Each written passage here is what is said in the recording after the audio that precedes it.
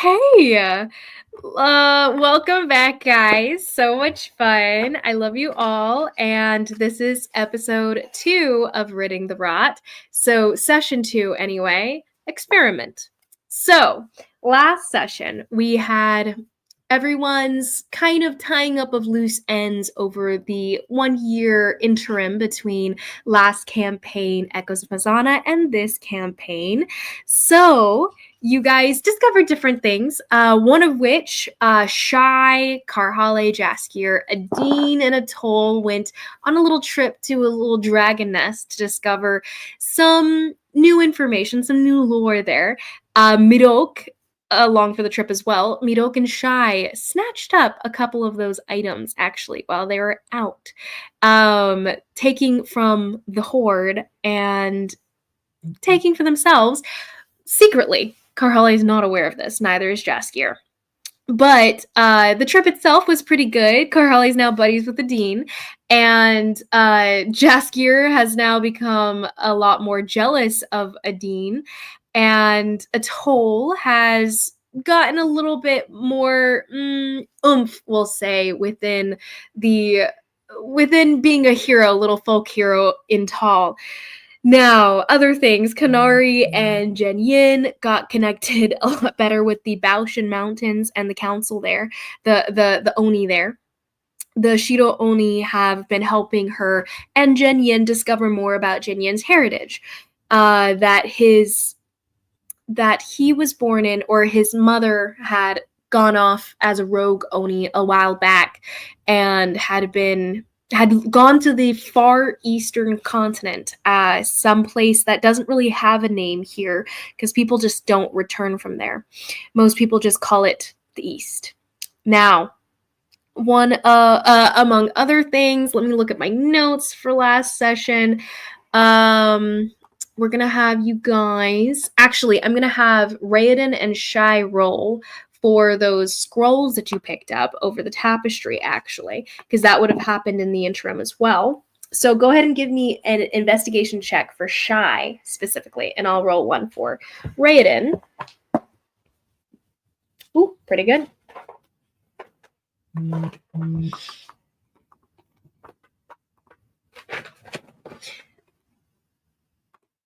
Let's see. 15. Okay. So, actually really good. Okay, so the 2 scrolls that you collected. Shy. I was going to call you Nemo for a second. The 2 scrolls that you collected, both of them were written in the Kori language. Now, when you bring them to Raoden, he goes through them. He does read Kori, so he's able to go through them.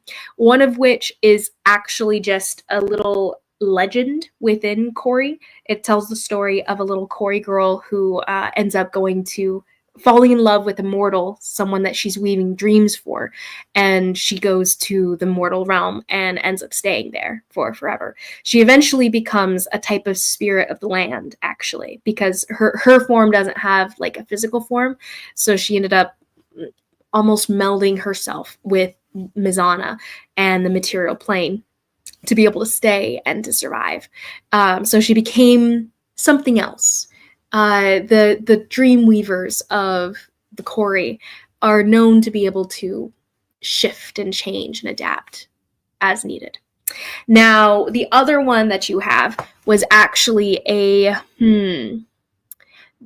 both of these scrolls, Raoden comes to the conclusion of, are actually scrolls that are written down, like they're recorded of the Kori language, because the Kori don't have physical like stuff so much. It's a very it's more of a plane of energy than it is a plane of like physical stuff. It's more like the astral plane, closer to the astral plane than it is close to this plane. And that one is basically a verbal written recording of something verbal from the legend. Was probably something also recorded from a verbal storytelling that was being told to whoever wrote it down. But this one is a recording of someone's research of Kori, kind of descriptions of the land and the people and the different cultures, basically. So you guys can delve more into that, but it's basically land lore. Raoden does gain from it. He rolled very high, but he understands that whoever wrote this is of Hestrian descent. So he understands that probably from some of the signings at the end, some of the footnotes and whatnot. But whoever it was that recorded this information was Hestrian in nature, or nationality. Now, Wait, as far as yes, this is research of Dalcor. probably some sort of planeswalker and everything. Someone who had the power, the magical power and capability and knowledge enough to be able to shift between planes, and while shifting, probably recording research and everything. So this is some sort of scientist of the older days. And what do we actually know of the Hestrians? Like who they were and stuff? We know that thealmancy, or soul-altering magic, is a Hestrian study that has since been lost. Sure. Okay. And they did exist around the same time as the Telendrian Church. So the the church that worshipped all 5 of the gods. And but like the people specifically, were they just older versions, like before like the nations were nations? Were they a separate nation of people? Like who were they exactly? That is unclear. Unclear. Go ahead and roll me history checks. A lot of this information, so the history about Hestria is pretty much a lost like civilization, like Sumerian kind of vibes. Well, that's a 9 for me, which is pretty average. Oh wow, I beat you with a whole 10. Yeah, so you guys are pretty much limited to what you guys have learned over the campaign. You guys learned about the Hestrian magic stuff more so from Narcissus and the fact that the and the journals and stuff like that back with Raoden and all. So the magic he used on you guys, that curse, that soul curse, was a Hestrian form of magic, Sealmancy. A lot of the stuff written in Xianwei's journals were basically recreated Hestrian stuff. Probably a lot of it tweaked by Xianwei on his own, but he may have discovered some old scrolls of theirs and then adopted it to his own practice and everything. So Xianwei's stuff is pretty close to what Hestrian stuff would have been, but they're not necessarily the same thing. Let's see. Hestrian would be something of akin to like Sumerian, at least in our reality. So just something so ancient, people know very little about it. You know the name of it, and you know some of the maybe designs of some of their ruins and everything, but not too much beyond that. But you guys could pursue that if you guys would like. But yeah, so that was Hestria. Let's see. So Raoden does inform Shy of that as over the period of time that you guys are on break and everything. The information gets around to the whole group. You know, random updates that people learn. But yes, so someone in Hestria named, actually, Kanari, roll me a D100.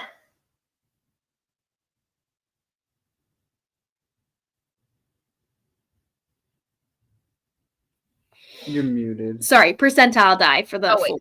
No, yeah. I rolled a D20 instead of my D. I rolled the wrong. So give me a second. I was like 50 and a 13. Wait, no, that's not right. 58. 58, right on.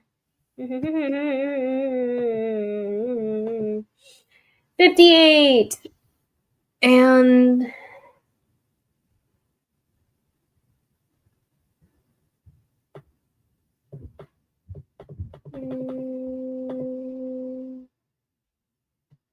that's confusing.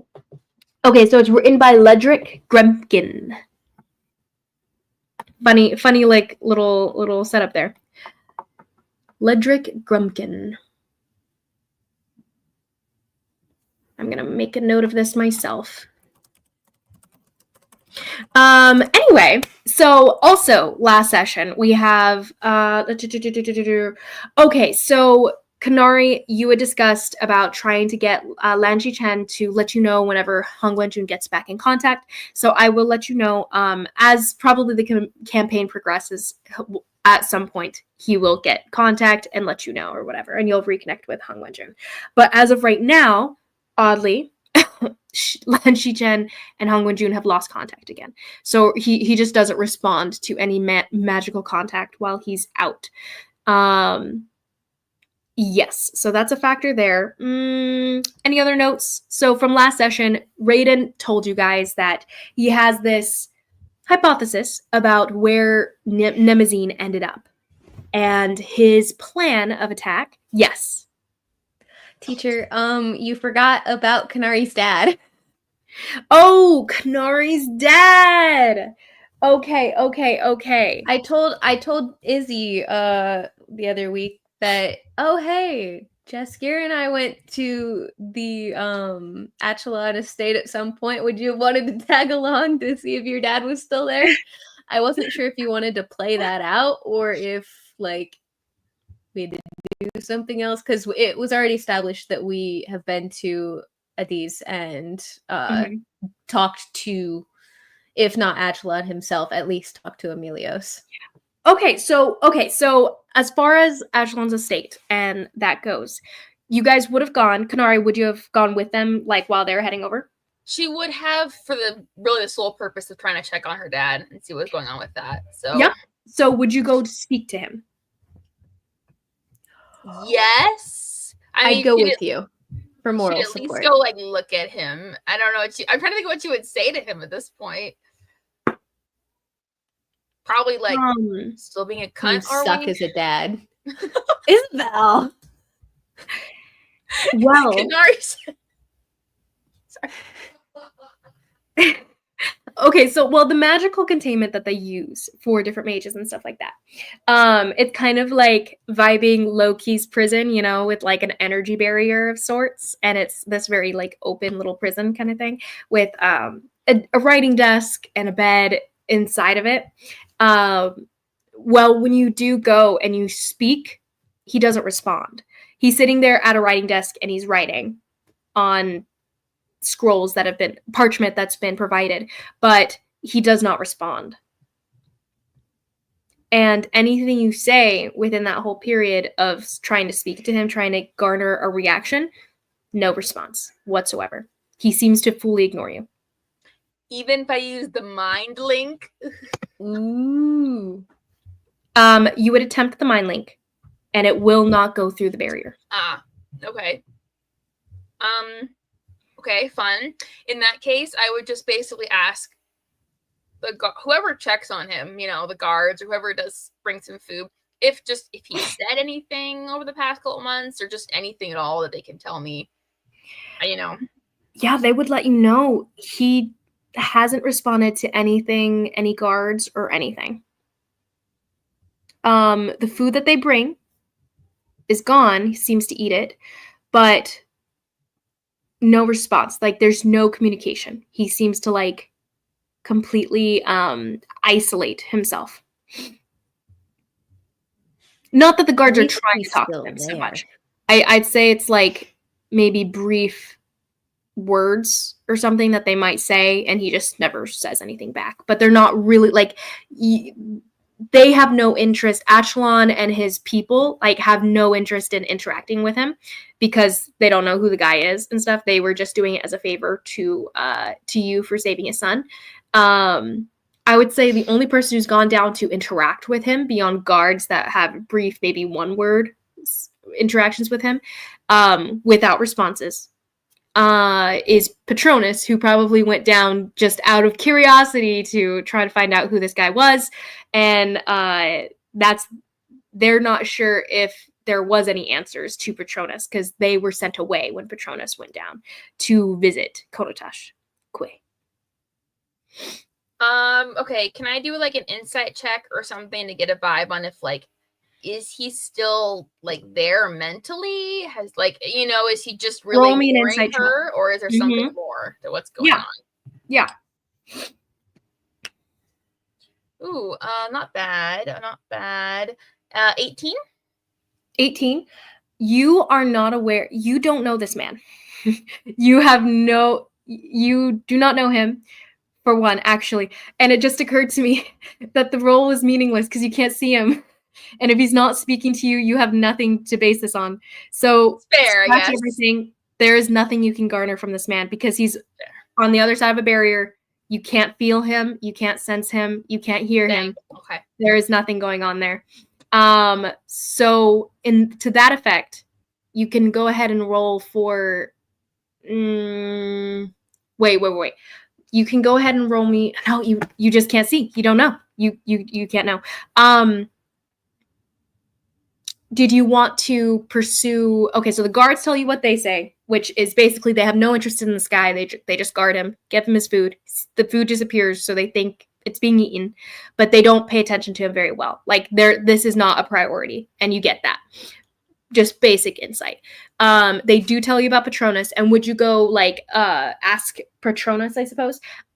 She would, yeah. If she could find him, she'd be kind of like, "What's going on?" You know, did you mostly did he say anything to you? Yeah, I would say he's probably there at the estate. He doesn't have a job. So this kid definitely is just hanging around for funsies, and when he's gone, it's probably in the evening and out partying. Sure. So this kid is probably within the estate doing his tutoring, such. Might have slept in actually and missed the tutoring class that day. But a servant does fetch him, drag him out, and when he speaks to you, he's generally curious about you and your adventures and stuff like that. So he's asking you questions and everything, and then you kind of just pull him back around to what you wanted to ask him. But what would you ask him specifically? I heard you went and talked to my father. Did he say anything to you? What did you want to know about him?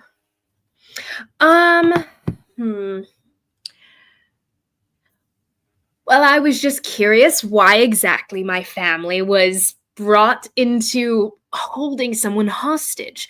I mean, my father has no qualms about keeping captives, but I, of course, was concerned about the moral integrity of the Achelon estate.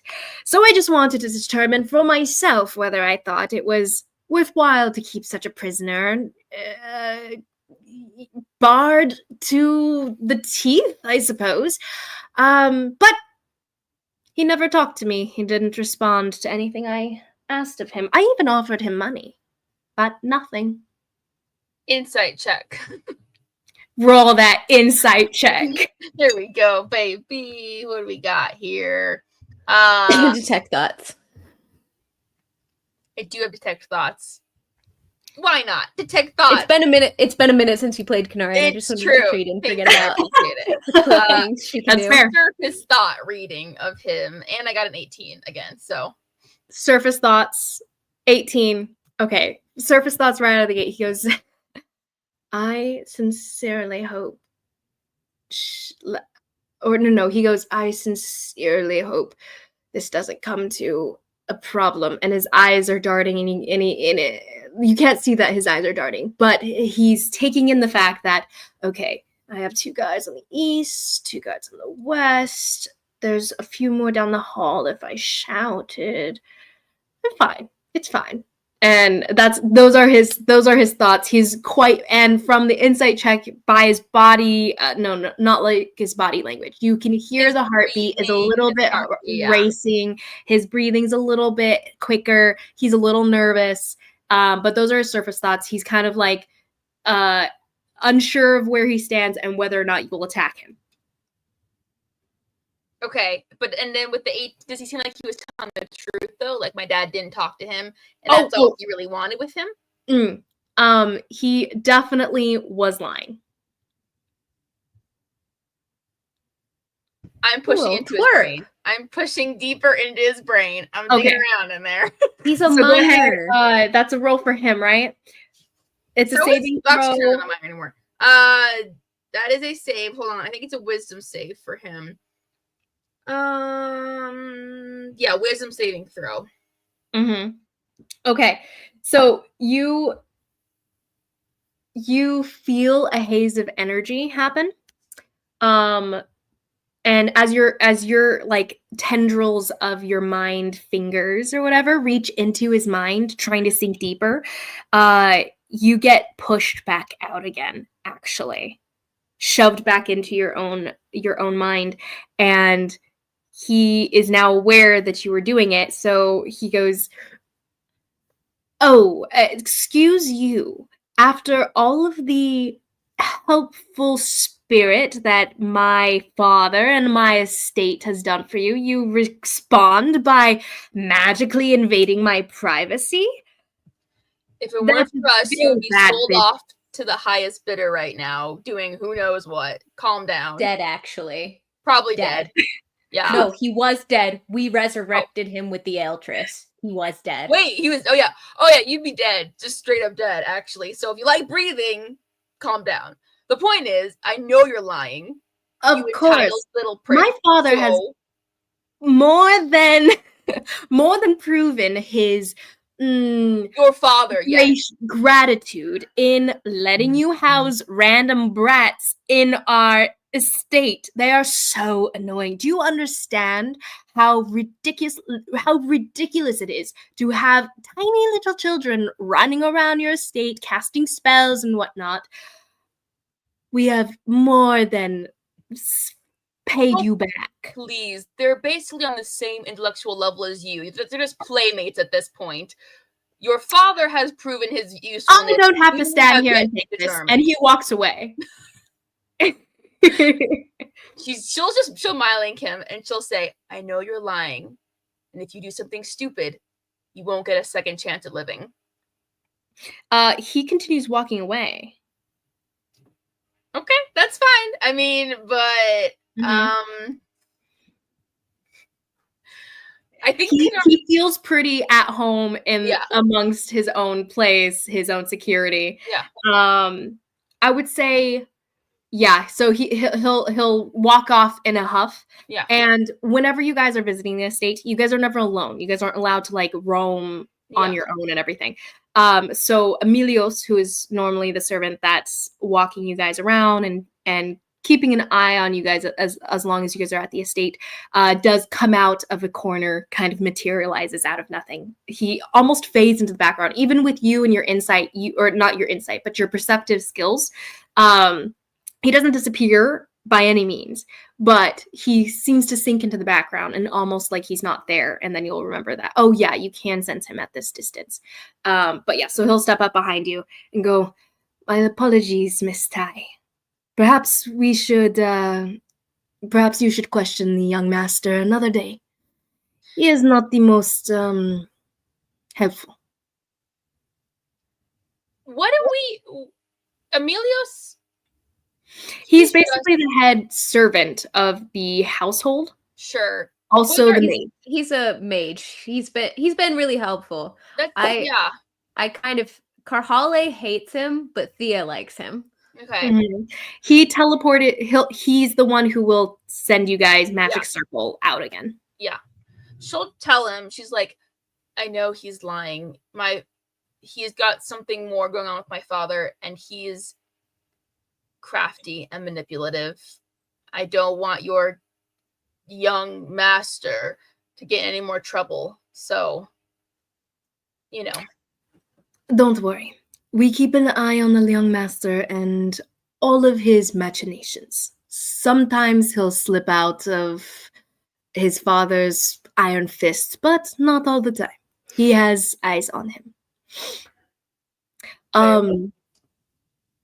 Yeah, that'll be what he says. Okay. I don't know. Yeah, there's not much else you can do right now, but that makes me uncomfortable. I don't like it, but that's okay. I can totally see him, Kanatosh, conning Patronus into letting him out, because Patronus seems dumb as a bag of rocks. Like, that's just, yeah. He is. Yeah.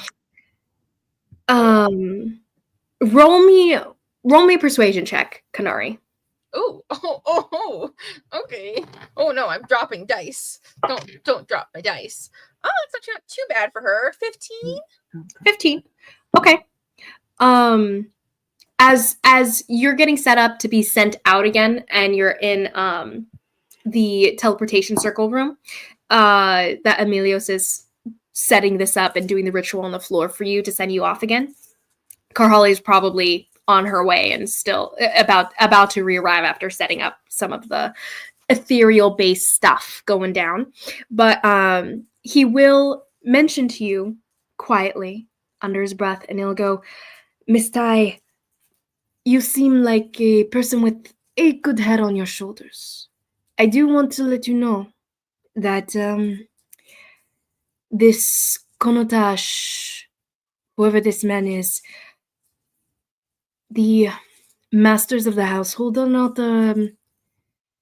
they don't see any purpose to keeping someone unless it benefits them in some way, even for the sake of gratitude in your case. So it seems to me that if he is still here, it is benefiting them somehow. Take that as you will, but I cannot go against my masters, but I just thought you should know that it may not be all as it seems. Oh. Thanks. Good point. Yeah, okay. That's interesting. Well. Mm-hmm. And he'll send you off once Karhale and the rest of them get back and teleports you back to wherever you head from there, probably back to Raiden's place. But yeah, so as far as you know, how many times would you have gone to visit, actually? Would you have gone more than the one time? I think she would have if she could, but I think she also would have been trying to figure out a different place to keep him that she knew maybe, I don't know if Raoden has rooms that I don't think he has access to that kind of place necessarily, but if he has connections to where we could store someone like that. If you're thinking that Raoden doesn't have a dungeon, you are most certainly incorrect. That's Even fair. if that's not what the dungeon's original purpose was, he's got one. Mm-hmm. Yeah, so Kanari would be like kind of asking him like if he could possibly house him instead of because she doesn't really know the echelons and really trust them at all, honestly. So okay.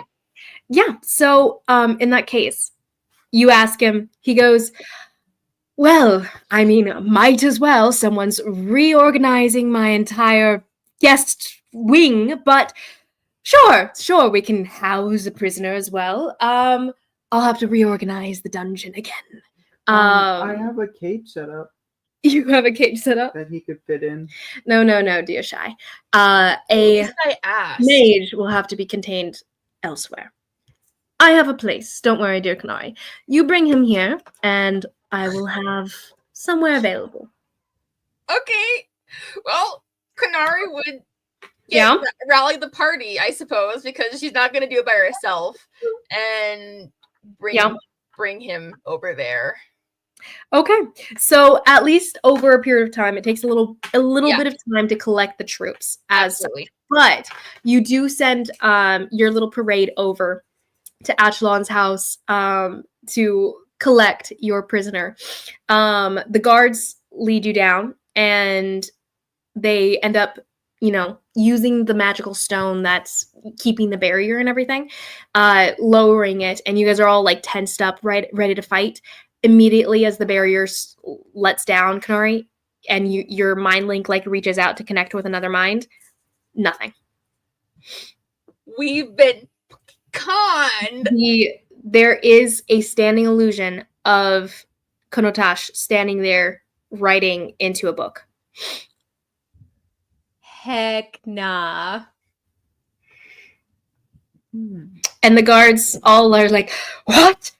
What is this? Someone escaped, blah, blah, blah, blah. Kind of freaking out about it. But you don't even have to roll, Kanari. You can tell that they're not surprised.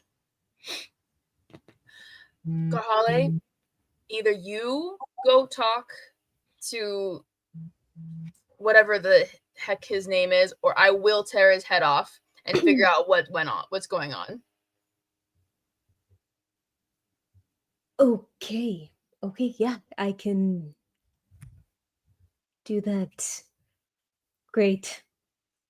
I'm great at talking to people. You're better than me. Who would you intend to speak to? Echelon. Okay. So you'll go up to where his office is, where you're. I mean, I was assuming guard at the door. Yeah. That's what Kanari meant. Yeah.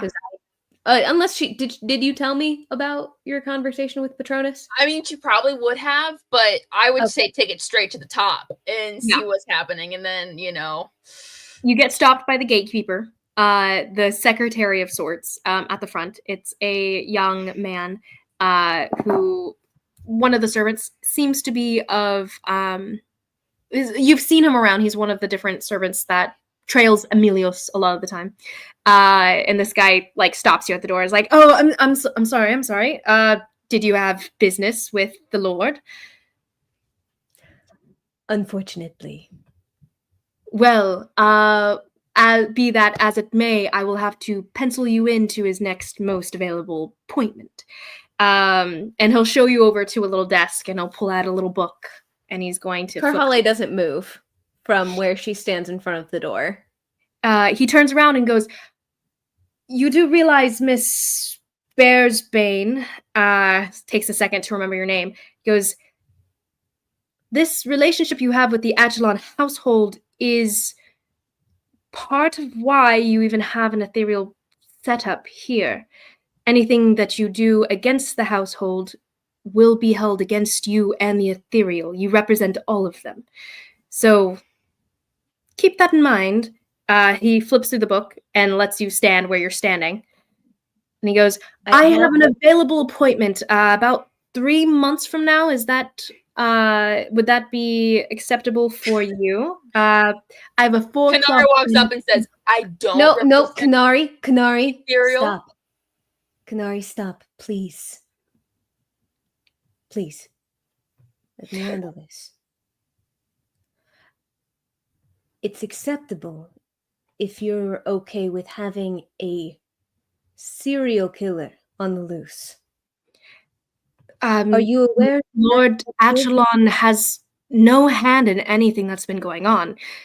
Our household had no understanding of. He got out somehow.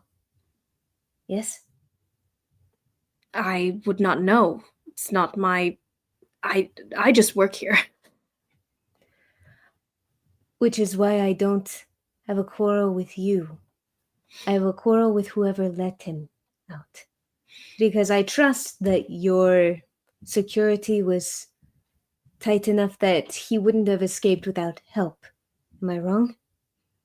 I cannot speak for the Achelon's guard, and he goes to stand in the hallway again, but he goes, "And I am not the person that you should be speaking to about this. I am just the gatekeeper. I cannot let you pass. I will lose my job." I understand. Then this is a very cushy job.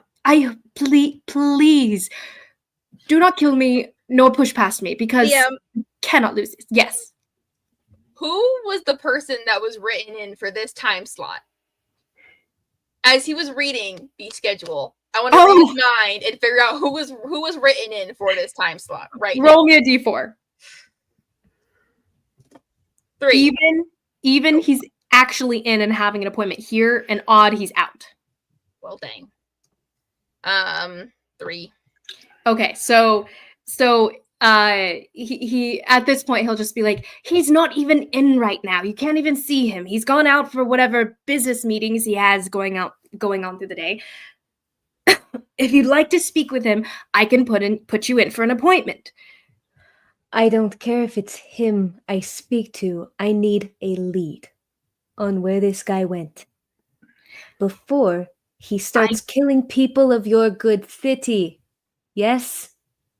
Killer on that the sounds loose. like terrible. Something terrible is happening, but I can't do anything about it. I'm just point me to someone who can. I can't point you to anything. I don't even know what exactly you're asking. Are you saying you wanted to speak to Lord Achelon? Do you want to speak to the captain of the guards, head guards, whoever visited him most? Anyone. Okay. Patronus, if little squirts around. Patronus is probably here. At this time of day, I believe he's still asleep. I'll send a servant to wrangle him downstairs. And he'll ring a little bell. Someone runs over and he whispers into their ear, looks at you guys, whispers a little bit more, and then he runs off. He goes, please take a seat in the drawing room. Perhaps they can give you some refreshments. We're gonna stay right here. We're not moving until they bring him back. We're not going away. He will ring another bell, and another servant comes and he whispers another thing, and then the servant runs off. But yeah. So you guys wait there about Just 10 minutes. A brief aside to Kanari. Watch your step. You cannot ruin this relationship for me. It is incredibly important that we can keep this space open. I've put a lot of time and effort, blood, sweat, and tears into making this happen. Lives are being saved every day because of what we're doing here. I'm not putting that at risk because you are pissed and might say the wrong thing to the right person. Fine, Mom. You can do the talking.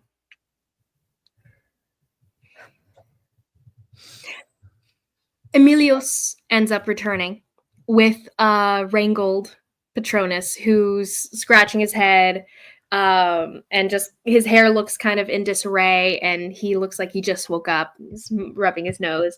Why did you drag me out of bed so early? It's still the ass crack of dawn, and it's actually like 2 hours past dawn at this point. But he's squinting under the light coming in through the windows, streaming in through the windows. Kenton at the desk is like, finally. Head servant Emilios, can I? And Emilios just kind of waves a hand, and Kenton runs off to further into the hallway that you guys would have walked down. And Emilios motions Patronus forward. You wish to speak to the young master? You may, but watch your tone. He is the young master of this household. He is a lord and outranks all of you by multiple levels. Is he looking at Kanari and not me, I'm assuming? He's looking at all of you. He is aware none of you guys have any consideration for title and nobility and whatnot. So he is saying, I worked for them, and I will act accordingly. You may ask your questions. I don't think Patronus outranks me. And Patronus that's an Aaron note. No, that's an Aaron note. I don't think Patronus outranks me. Kel does not recognize anything that Torsten That's fair. So you're just that was a meta note, not in character whatsoever. Rank is determined between like groups of people rather than like across groups of people. Like it depends on who you're talking to, who would respect the rank in your turn, because you're just a part of a tiny group of people. No, that's fair. Mm-hmm. But yeah, you, in theory, according to your tribe, would outrank him. That is true.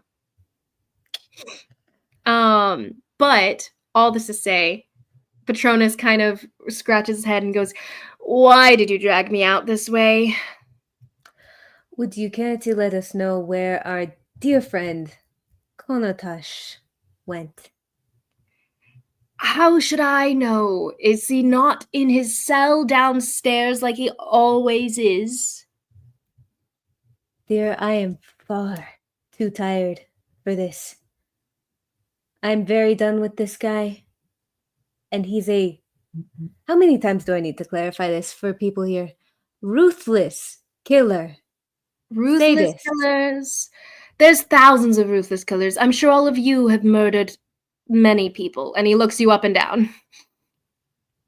I mean, is that blood that I see on that axe you carry? If you are asking me a question, go ahead and ask it. But I told you my answer. He must be downstairs. I don't know any otherwise. I want to read his thoughts again. Okay. Thank you. I was about to look at Kanari, but I thought she and I would be on the same page here. Yeah. So you'll read his thoughts, and baseline, he is basically expressing what he's been saying. But you do hear him also thinking,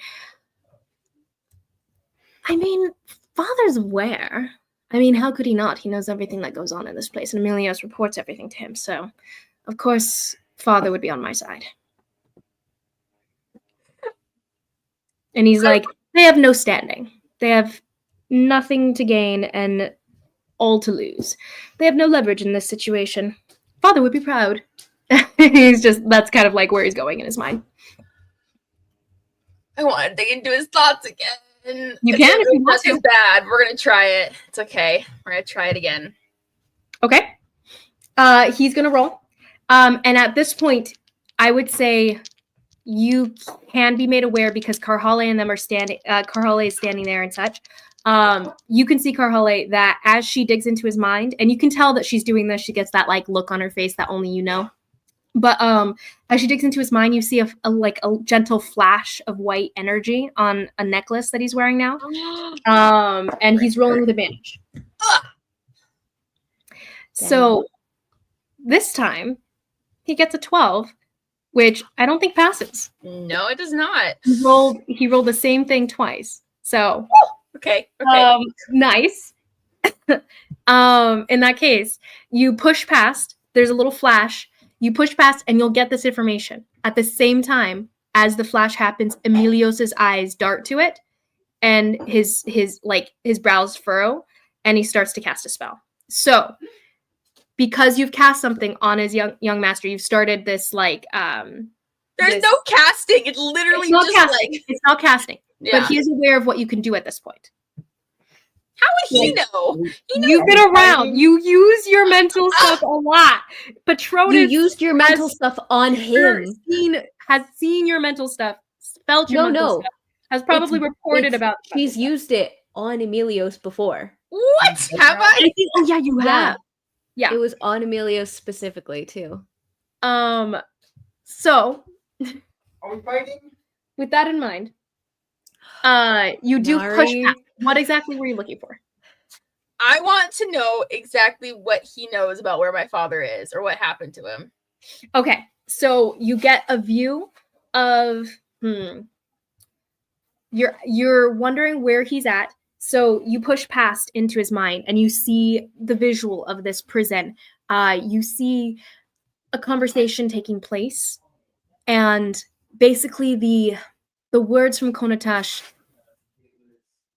And with that, I can go home. Thank you. And a deal being struck. You see Patronus shaking hands physically with Konatash. And with that, he doesn't know where he went. Patronus does not know. But all he knows is that Konatash returned home. Karhale kind of straightens up. Very well. Know that anyone he kills, their blood is on your hands just as much as his. Have a nice day. I would say Karhale is not aware of this. Emilios has prepared. No. I'm basically saying, like, Kanari said that she thought that he had something to do with it. So I said, okay. If you had anything to do with it, know that anyone he kills after this, their blood is on your hands. Patronus kind of rolls his eyes and goes, of course it is. I'll take all the blame. And Emilios goes, Miss Konari, you are no longer welcome here, so I believe you should leave. Wait, welcome? There is very strict understanding of who can and cannot cast magic on our premises. Against our own personnel, our own young master. That is a grave sin. You must leave. Yes. Like can't be in the room or like can't be on the premises. Like we have tea time scheduled and Kanari is like supposed to be there. So she kind of has to be on the premises for that. None of you are welcome here any Wait. longer. I didn't do anything though. But It's just me. It's just me. They're much better behaved. I'll go. Like Yeah, she's going to try to excuse herself, and like it's not. Roll me a persuasion check, but it'll be a hard persuasion check. He is of the mind. You are all banished. she's blind. We don't even like her. That's really mean. Thank you. You know, 16. He nods to what you're saying and he goes, I had warned you and you went against it. You said watch my tone. Like she's genuinely confused. She's like, you said watch my tone. And he smiles a very professional, like grimace smile, and he goes, I will show you out. I will send you off to where you would like to be. The ethereal are still welcome here. It's okay, Kanari. We could just give him like a fruit basket and give it back to him, and it'll be all better. But you and all your friends will not be stepping foot on Echelon's estate anytime soon. Until he gets his fruit basket. He leads you off to the he leads you off toward the magic circle, and he sets up the ritual to send you guys away. That could have been worse. It could have, but Emilios nods to some of the other servants, and they all spread the information that you guys are no longer welcome. So he sends you guys away. Last words, he will say, I will do what I can to ensure that the ethereal are able to continue using this space. Perhaps we can keep this localized to just the Shadow's End. But Echelon is very protective of his son. By all rights, I should have... Thank you for what you did. I know you have to protect you and your own. We shall see if I'm still in my position. Next time... well, let's hope there is no next time. And I'm still very confused. Why do we have to leave? He begins casting the spell, and he goes, make your way, and good luck in your future. But he'll send you guys away. Patronus needs a beating. That's all I have to say. He's an yeah. He is Karhale shoots a final glare over her shoulder at Patronus, but he's not there. He totally left. Anyways, he doesn't care. But before he left, shot a glare. Mm-hmm. He was already turned around. He was gone. He is a dick. He does not care. Everything you were saying, by the way, about like, hey, this guy's a killer. You can't just let him out. Blah blah blah. He didn't care. He has no. Yeah, does not care whatsoever. No empathy, that kid. Why did we res him again? Exactly. No, that's a great question. But as we leave, she gives a nod of thanks to Emilios. I do hope you're still here for your sake and the cubs. So thank you. He nods and he goes, far be it from me to speak for the masters, but I tend to like the little children. Seeing a lot of small mages brings me joy. So, he goes, and for future reference, if you're... Oh, never mind. That doesn't make sense. He wouldn't say this to you because you weren't there. He was going to say something about Thea and Jaskier, or like something directed towards them, but it doesn't make sense for him to say to you guys. No, I want to know. He leans in to say something, holds himself back, and leans away. Because he knows, Emilios does know the full tea of Karhale and Jaskier because he got the full recap from Thea. That's true. He's not interested. This is just a random, like, he wouldn't say anything about that. He's not interested in that. He was going to say something about the Ati, but he doesn't know your affiliation whatsoever. So, moving on, though, you guys are sent away, and unfortunately, that's kind of how that plays out. Sorry, Kanari.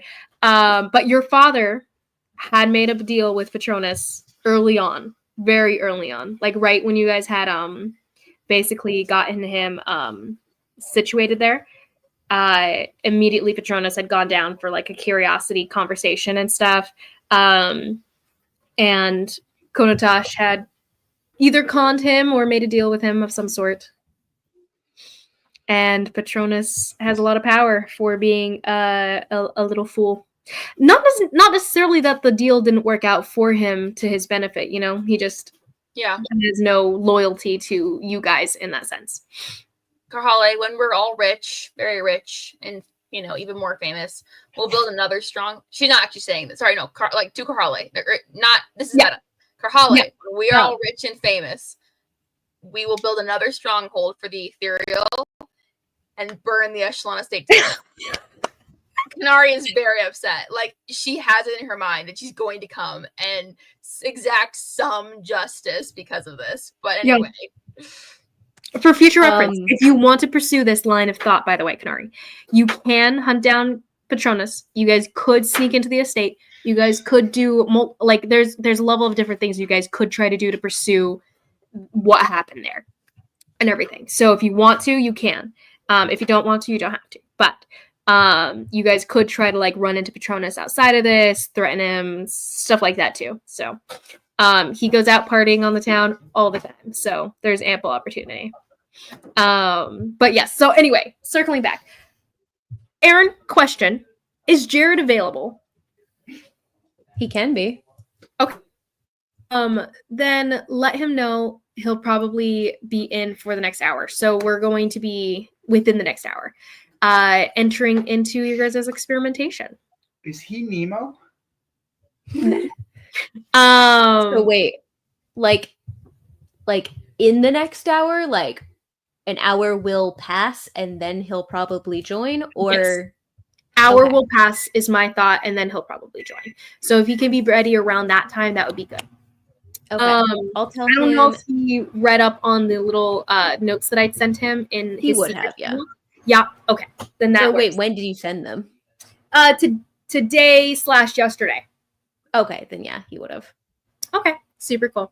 Well, in that note, you guys are being encouraged by told by Raoden what the so year later, that was kind of in the interim. Jared's been listening. Oh, perfect. Raoden, Prince Raoden tells you guys about his experiment, and he goes to set up this ritual. Before he goes, he does let you guys know you guys should probably touch base with your guys' anchors to the material plane, just so that you guys can make sure that you guys have as much anchor as you possibly can. It's not the end of the world if you don't have a specific anchor. So Atol's kind of like, well, I guess I could talk to someone, but he just goes, just to reinforce it, just to make sure that you have someone drawing you back, a reason to return. It would be good to just touch base with them, I'm gonna go off into my workspace. You know where it is. Don't go into the room with all the mirrors again. It's dangerous, like I told you last time. Anyway, workroom, circle room, in 10 minutes. How about that? Don't bother me, though. If I mess it up, it costs so much gold. It's 1,000 gold for this spell, so do not distract me as I'm working on it. And he runs off. Oh. I actually needed just speaking to Jess here. Yeah. I needed a quick word with him. A personal thing. And start to like jog after him real quick. So you like run away before he even has a chance to say anything, and he just kind of like left there, hand out, like hanging, like, wait, what? Turns back to Shy, who's sitting there eating. Okay. All right. All right.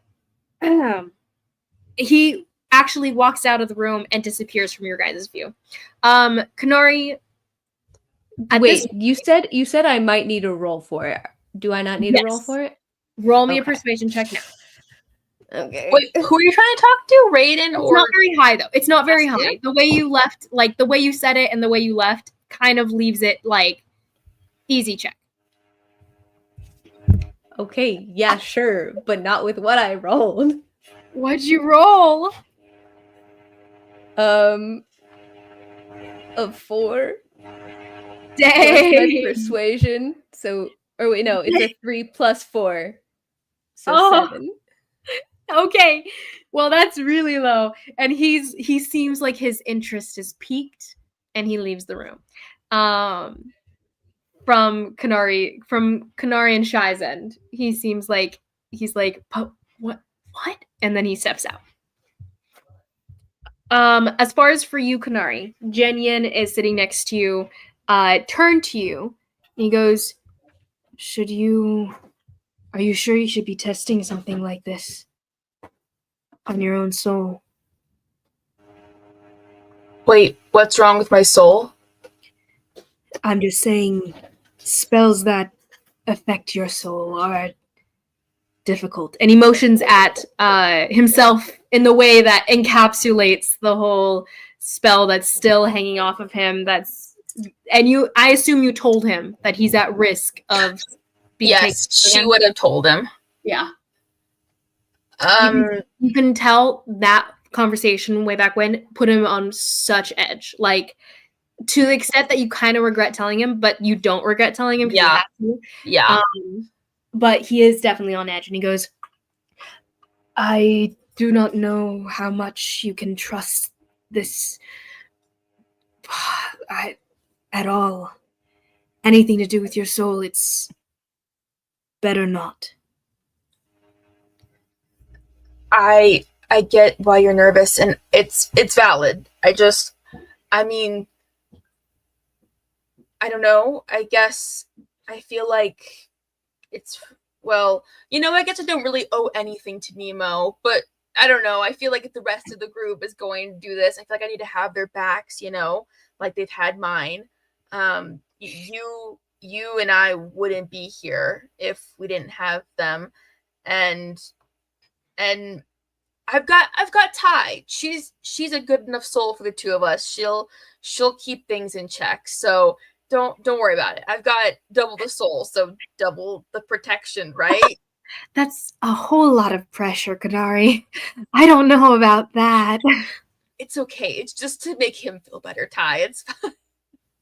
And Jenyen seems not alone. Roll me a persuasion check, though. Oh, gosh.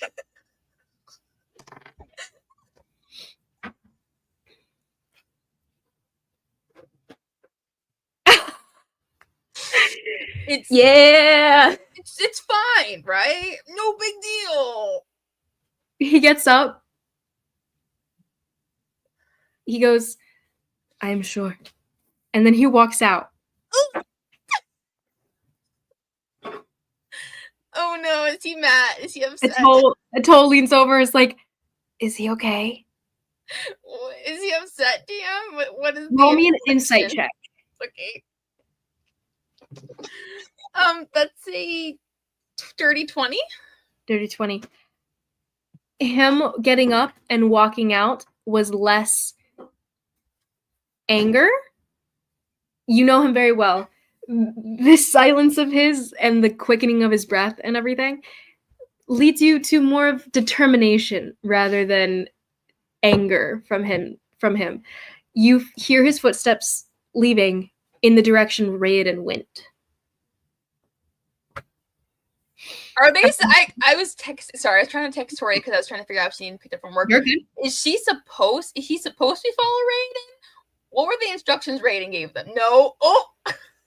He said if someone No disturbs me, it could like distractions. mess up the spell and everything. So he was like, "Do not disturb me." Runs off, kind of thing. Well, You see, what's his face carrying 2 spray paint cans. Spray What? over because I don't. you make rituals, so if you spray paint over it, it cancels the. Yeah. Oh, I see. He's trying to go cancel the ritual. My humor is Genya would just like put him in a chokehold. Let's be like, there's no need for the spray. He wouldn't know any of that. He'd just be anyway. I mean, she's not going to interfere. I'm gonna let him do what he's gonna do. So, anyway, we'll see what happens. Yep. So on that note, so that's what happens with you and Jenya, and you go off. It's whole steps away, and she's like nodding to herself. She's like, okay. Biggest connection. And she steps out of the room into the hallway a little bit. And you hear her like through the doorway saying, off the top of my head, she goes, yeah, no, I'm good. I'm fine. Yes, I'm safe. I'm just calling to let you know that things are okay and I should be back in maybe a few days, you know? I know. Well, yes, they are here. No, I'm not gonna tell them that. Okay, bye. Definitely her brother. And she comes back into the room. And she goes, Kanari, by the way, I just wanted to. It's weird. Don't be weirded out, but my brother thinks you're really cool. Ooh, he got a crush. Okay, when have I met her brother? I'm sorry. We haven't. Oh, I was like, well, I don't remember this. I don't think you would even know that she had a brother. Wait, No, we did. We knew. Because we had the to. letter. Yeah, the letter when she was dead. That's when right. She was dead. You have a brother. Wait, how does he know about me? I kind of told him about you, if that's okay. Why? Because it's a big part of my life, you know? You guys saved my life, and I had to tell him who saved me. I Did you guess. tell him about Nemo? Yeah, I told him about Nemo. I told him about everyone. I even told him about you, Shy, even though you weren't there for very long. Oh. I'm glad he likes me. He hasn't met me yet, though, so that might change. Epic. He really does want to meet you and just see how tall you are in real life. Kanari kind of gets this look of like, he thinks I'm a freak, and that's why he's interested in me, which is kind of an feeling that she's used to. And she's like, sure, whatever makes him happy. Okay, cool. I'll tell him. He'll freak out. That's gonna be so cool. Thanks, Kanari. Don't worry, you don't have to do it if you don't want to meet him. That's totally cool, and he's kind of a lot sometimes. It's fine. It's all good. Yeah. Mm-hmm. And you guys kind of wait for the few minutes there. Shy, do you head over with them? Yeah.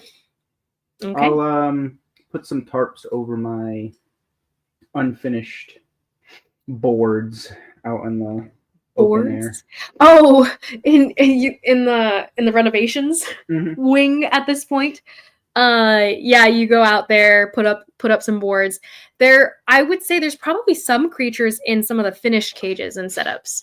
Yeah. And I have a bunch of birds that have nests in the rafters. Amazing. A lot of them come down like Snow White style, settling on your shoulders and pecking at your cheek and your shoulder and stuff. And you hear that clicking noise of them against your stone skin. I will collect the sprites. Okay. Who are you taking with you? Jen, obviously. Mm-hmm.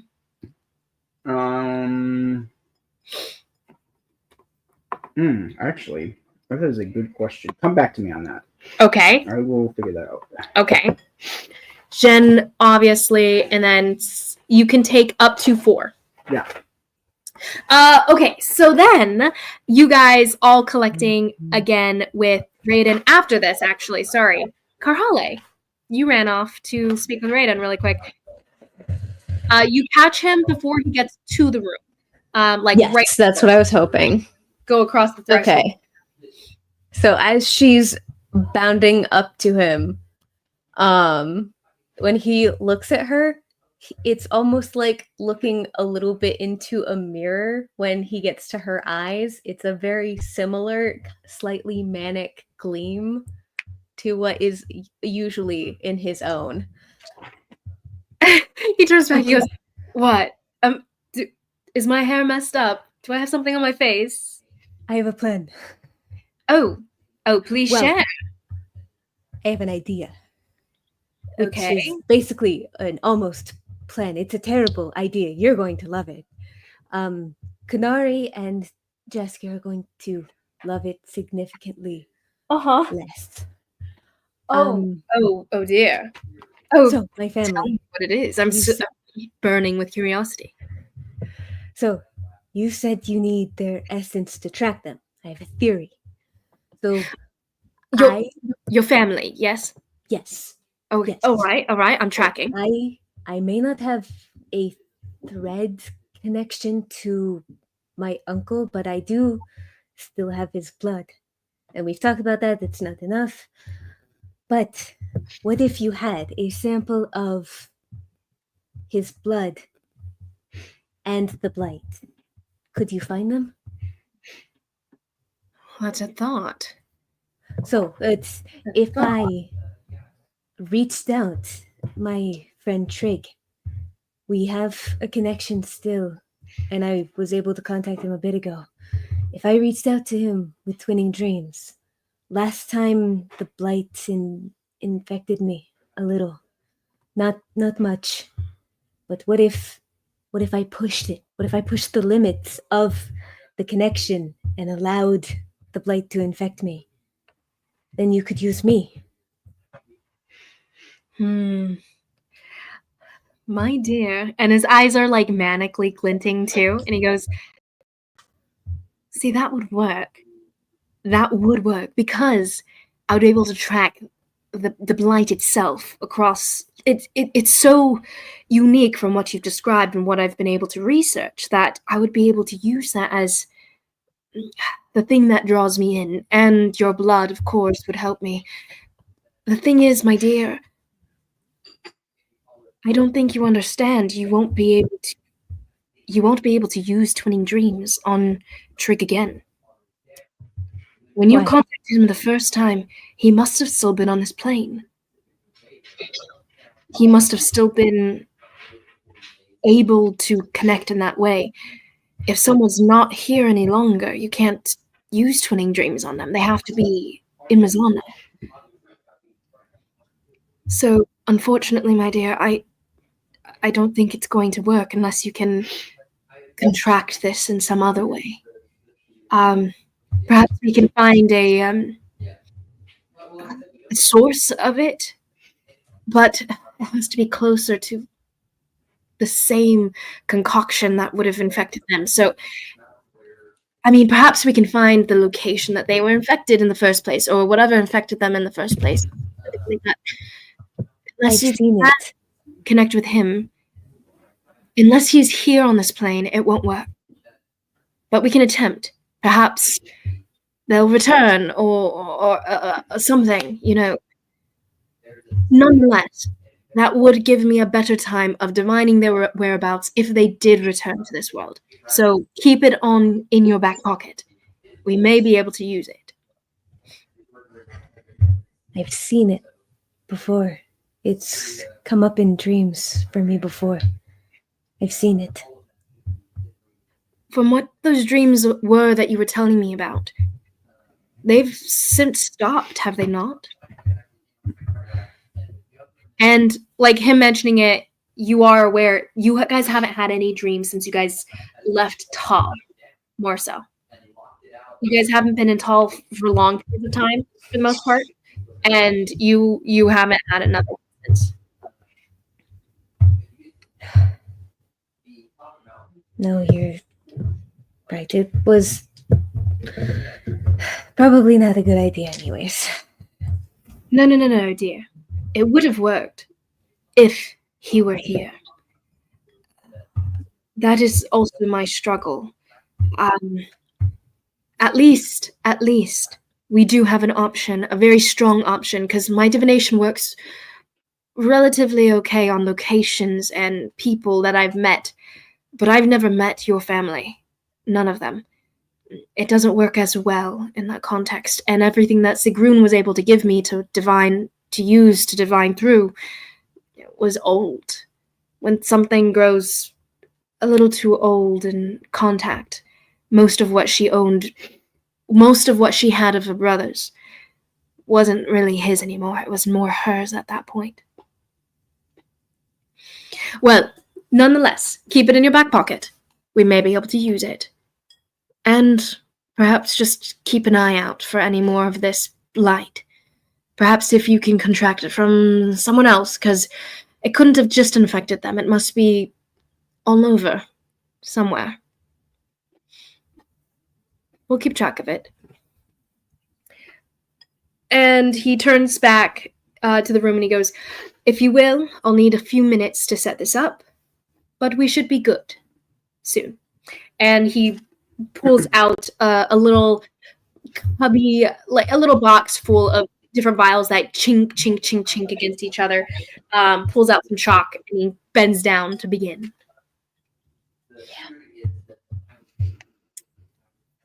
So she'll turn to make her way back to... What is your passive perception? 11. Okay. That's actually pretty low. In that case then, you make your way back, and seems like no one followed you or anything. When you get back to about halfway to the room where Kanari and you guys had been, you see Jaskier leaning against the threshold on the outside there. He seems to be just leaning against the wall. He stands up and he goes, so, what'd you talk about with Raoden? Just some ideas I had about looking for my family. I don't think it's gonna work. Oh, why wouldn't it? What was it? It was a bad idea. It was a long shot anyways. Okay, well, maybe we'll figure out some other ideas. And he passes to you a little potion that he'd created, and he closes your hands over it, and he goes, make sure to take this with you just in case. If it doesn't work on the blight, it at least should have healing effects of the soul.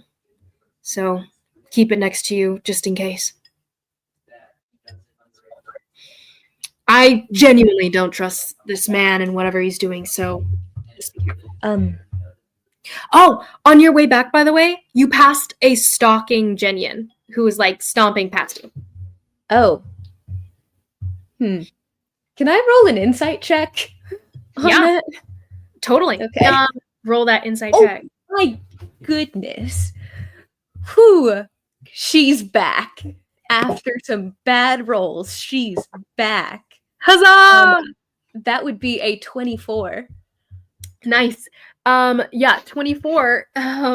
You can tell he's got a one-track mind, and he's going to cause some trouble. You're not sure what it is he's planning to do, but he's looking in the direction that you came from, and you have a pretty good idea. Ooh. No. We're stopping that. We're stopping that. Hey, Genyan buddy. What's going on? Let him be. You know how he how just big guys stalking past, determined. He doesn't even seem to hear you. He's past you. You're gonna have to turn around, run to grab him. Yeah.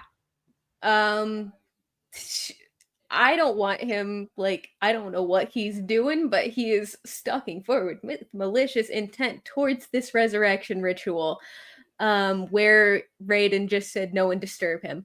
Hey, what you doing? Not disturbing the resurrection ritual, right? um, Right? you see, like, his head, you see one of the horns, like, tilts a little bit with his head. Barely a reaction at all. Doesn't answer anyway. He's still stalking down the hall. He turns the corner. Okay, so Do you mind to could catch you just up? give me, yes, following after You gotta like him. slow jog after him because his legs are pretty much longer, are pretty long in comparison to yours even then. But you kind of do a slow jog to catch up. And he's stalking down the hallway. You can see like you're 6 doors away at this point. It's a long corridor of multiple different rooms. And so we're not disturbing the resurrection ritual, right? Can you give me some assurances that that's not what you're stalking forward to do with like, seemingly malicious intent? his eyes dart down to you, lock eyes for a half second, and then pull away and keep on looking forward as he's stalking forward. Jenyin? He doesn't answer. I won't let you disturb the ritual. He gets to... I don't know what your deal is, but please? He pauses. He stops in his tracks, and you kind of stumble over your own feet as he stopped suddenly and straighten back up again. He turns to you with like a little bit of a huff, grunts, goes,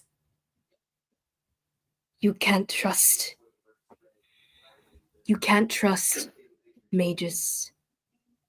Turns away, continues stalking. Well, I mean, keeping pace with him. I mean, I know that, but if you know you can't trust mages, then you can trust them about as far as you can throw them, and I could throw Raoden pretty far, right? And I'm sure you could throw Raoden even further, so I think we're fine, right? He snorts when you say you could throw Raoden even further, right? And he continues moving forward. You guys are at basically 2 doors down, so you're about to come. The door has been closed since you had walked away, but you guys are like right there, and he's getting to. I'd like to like pace myself up like a step ahead of him. Okay, yeah, and, like, and you try turn to like like you turn to face him, backwards walking a little bit. Like, okay, we're trying to get our friend back. Kanari and I want to do this. We're not being forced to. Raoden is doing us a huge favor in doing this. I know it's dangerous, but we knew what we signed up for. Little do you know, Carhale, the same direction he's heading is actually where the mini fridge with the ice cream is. And just really wants ice cream. He's very determined. Very determined. He stops in a huff again, and he stops again. You guys are probably 1 door down from the magical workshop here, and he turns to you again in a huff, and he goes, "Kanari takes too many risks. Raoden knows that. He knew she'd say yes." Turns God, back. You sound worse than Jess. No. And blocking him from the door. Like, standing in front of the door. Okay. Roll me an intimidation check. Or persuasion. Up to you. They're the same for me. Okay, I would say more intimidation at this point. They're the same, so it doesn't even matter. No worries. 22. Oh. Okay. Okay. It was pretty high, but a 22 is higher. He backs off just like a half foot, and he goes, You would trust someone you cared about in the hands of this madman. Yes. Well, I mean, Jeskier and I have been living here off and on, so yeah. What would stop him from using your vulnerability, all of your vulnerabilities, for his own benefit again.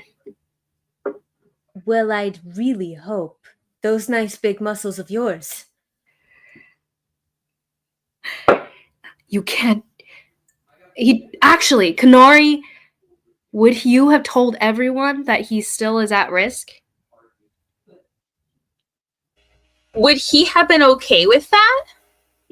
I don't think he would have been comfortable with that, no. But you could have told people anyway. Because, I mean, that's kind of good information to know. But it's up to you. I think... Oh.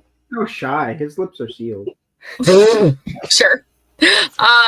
I think unless he if he expressly told her don't tell anyone, she probably wouldn't violate his trust. But if he hadn't specifically said it, she probably would have just said something to the rest of them that we have to be careful because the curse, we need it. She wouldn't, I don't know, I'm trying to think of what she would have been vague, but she basically would have been we need to finish figuring out how to remove it completely. Not go into too many details, but not tell him, oh, he's super vulnerable. She's not gonna make him look like he's weak, but she would say the curse isn't fully removed. We gotta be careful. You know what I'm saying? So she would have said something like that. Okay, so with that knowledge, Karhali, you wouldn't be aware about what he's talking about, but he backs off a bit when you say that, and he goes, you can't trust a mage at his power can do many things other people would not want him to do. I mean, yeah, bringing our friend back from the dead. Yes, but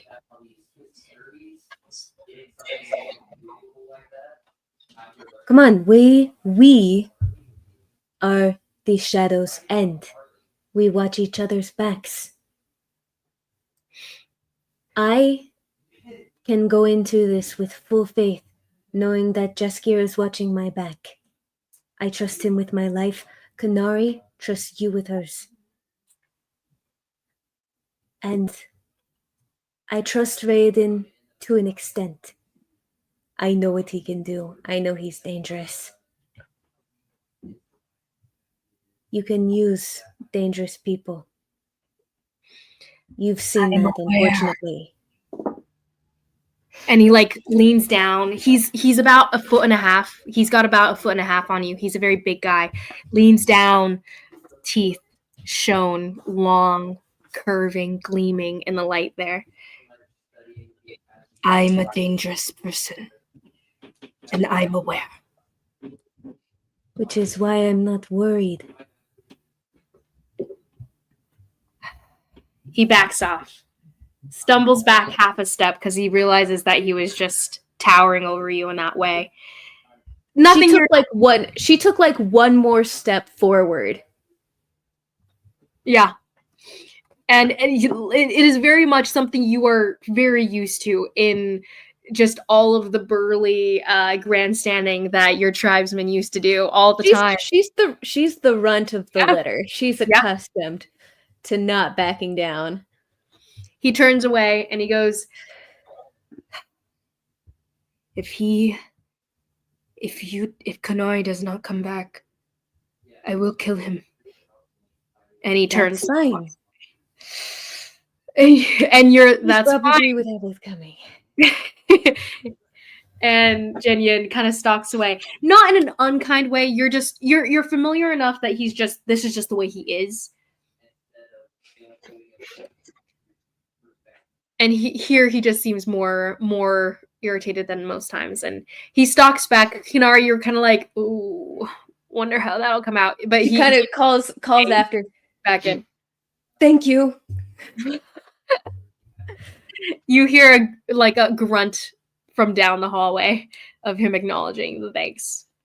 But he comes back, pushes the door open, and you hear kind of a whack of the door slamming into Atoll, who gets pushed 1/2 step. She's like, whoa, you good? But she wasn't hurt by it or anything. She's tough. She's got her armor stuff too. She has since vested up for it. But he sits back down with you, Kanari, huffs a little bit. and relaxes his muscles again. I don't ask. I just let him. Yep, I just let him. When you get up, as the time limit expires and everything, and Raoden's ready and calls for you guys, he grabs your wrist, says, "Come back, and let's go." She'll just say, Oh, always. Out in the hallway, you can hear Jaskier talking with Karhale as who's he significantly more frazzled. comes back all frazzled, and you kind of like telling Jaskier what you did, and Jaskier's handing you this potion, and he goes, "Keep it close at hand, and I'll be making sure he's not, I don't know, I don't even know what he would do, but that guy. Just don't let him talk you into anything else after this one, okay? This one's sure it's for a friend, but so." I know it's risky, and how we are with risks, in that we only take the calculated ones, right? Exactly. Pats the hand that he handed you the potion in. Goes, With my sorry. "I trust you to make the right decision. So just be wise and don't do anything your mom wouldn't do." My mom fought a dragon. Whistle. He just like whistle. I can't whistle, but he whistled and he was like, "Oh yeah, okay. Don't do anything Lorkai would thrash you for." Yeah. Yeah. Okay, well, what if it's for family? He pauses, rubs at his nose a little bit. He goes, "I think you can always say something's for family. That doesn't excuse everything." But he's not looking at you when he says it. You can't say you wouldn't do the same thing in my position. You can't, because you did, Kishandin. Turns back to you. You went to war for your neighbors, your friends, your family. I wouldn't be worthy of you if I did anything less for mine. He brings your head down to just press your guys' foreheads together. And he goes, "I know. And that's why I can't really say much. So just take care of yourself and I'll be happy." I can't have you one-upping me now anyways, can I? If I'm taking a risk, it'll be calculated. He nods. "I can't ask for more." And he does kiss you. He goes, "Don't be gone too long. I might get bored here otherwise." I'll do my best. Kanara walks out the door right then and said, "I'm so glad I can't see things right now." And she walks past them. Jazz is like, "Didn't you tell me you can still hear our heartbeats though?" Yeah. He leans over to Karhale and he goes, Honestly, "Is that why she doesn't stay at the castle anymore?" It's really gross. I can like hear the saliva passing between your mouths. It's really nasty, actually. Like it's fine. I wish actually, yeah. Gross. Jenyen looks at the two of you and just kind of shakes his head and continues past. Okay. That's Ital peeks her head out and goes, "You guys aren't kissing anymore, right?" Jess is like, no. Go on, all of you. Just, yep, okay. I'm coming with you. I'm not walking away. He walks down the same. I thought it was kind of funny. Karhale gives him a little butt slap as they walk away. No, she Not that any of you would know. You wait till just it's all kind of like past. a small aside. Just like, earlier I was just joking. I that was just a joke. I'm much funnier in Goliath. With saying the jury was still out. That was, yeah. I'm not very good at this.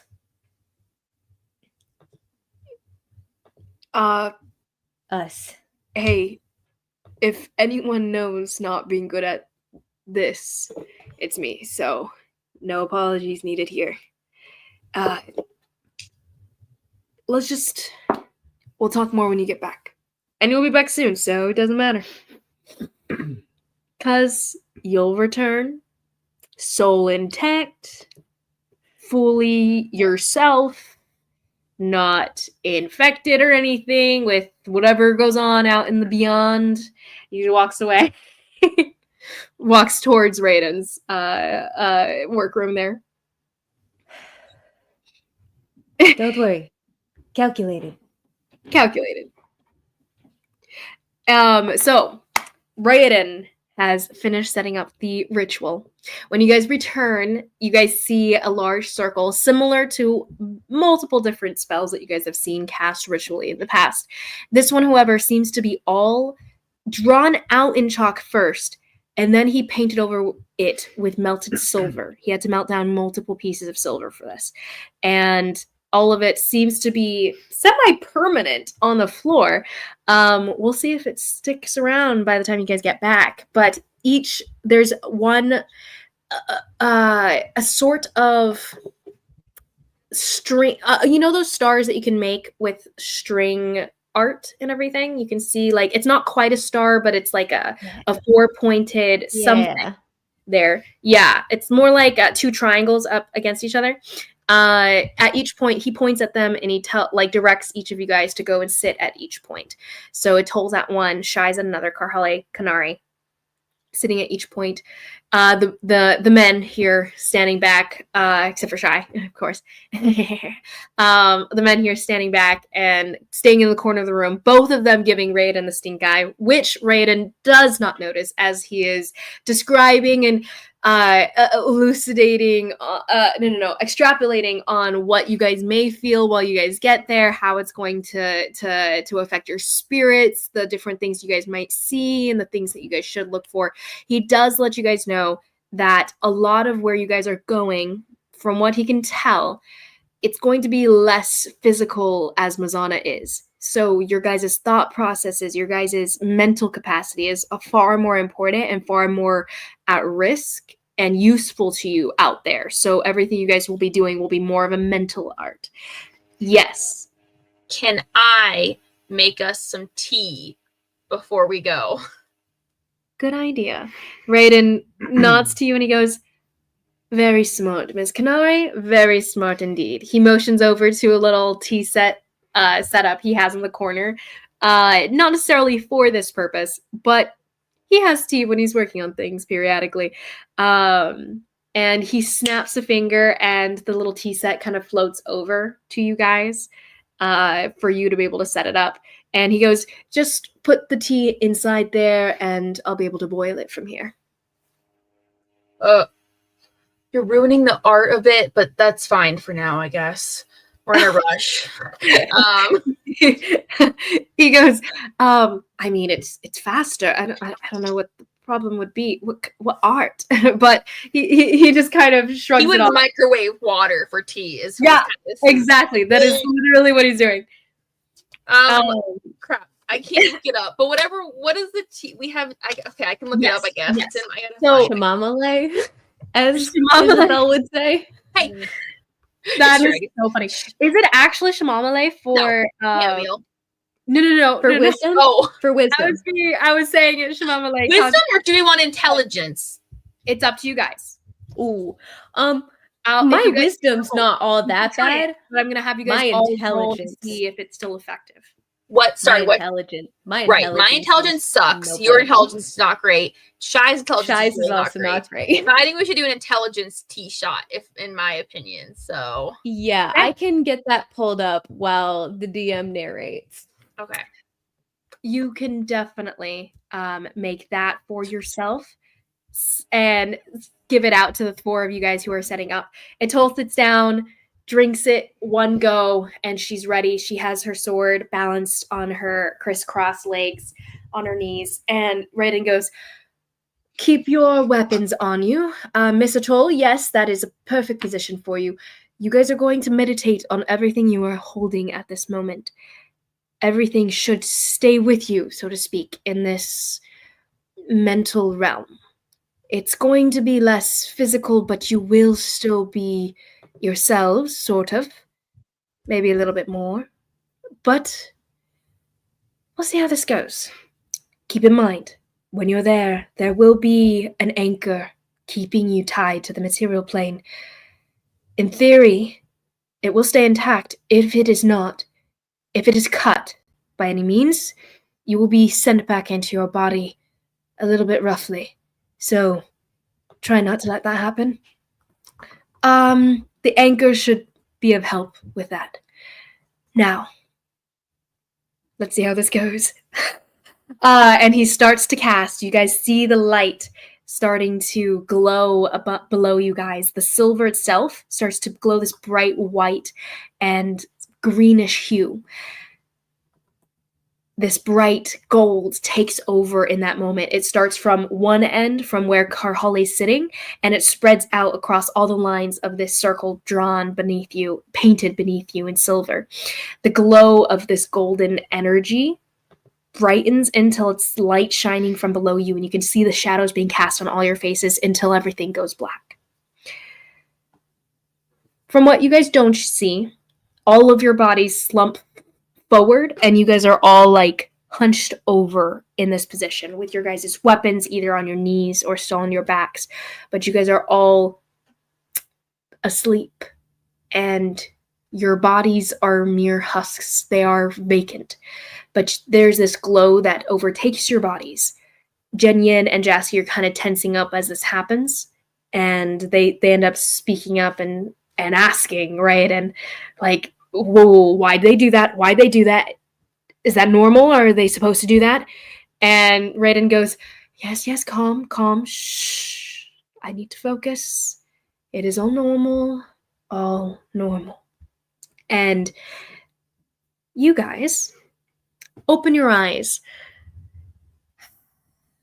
Kanare, you also open your eyes.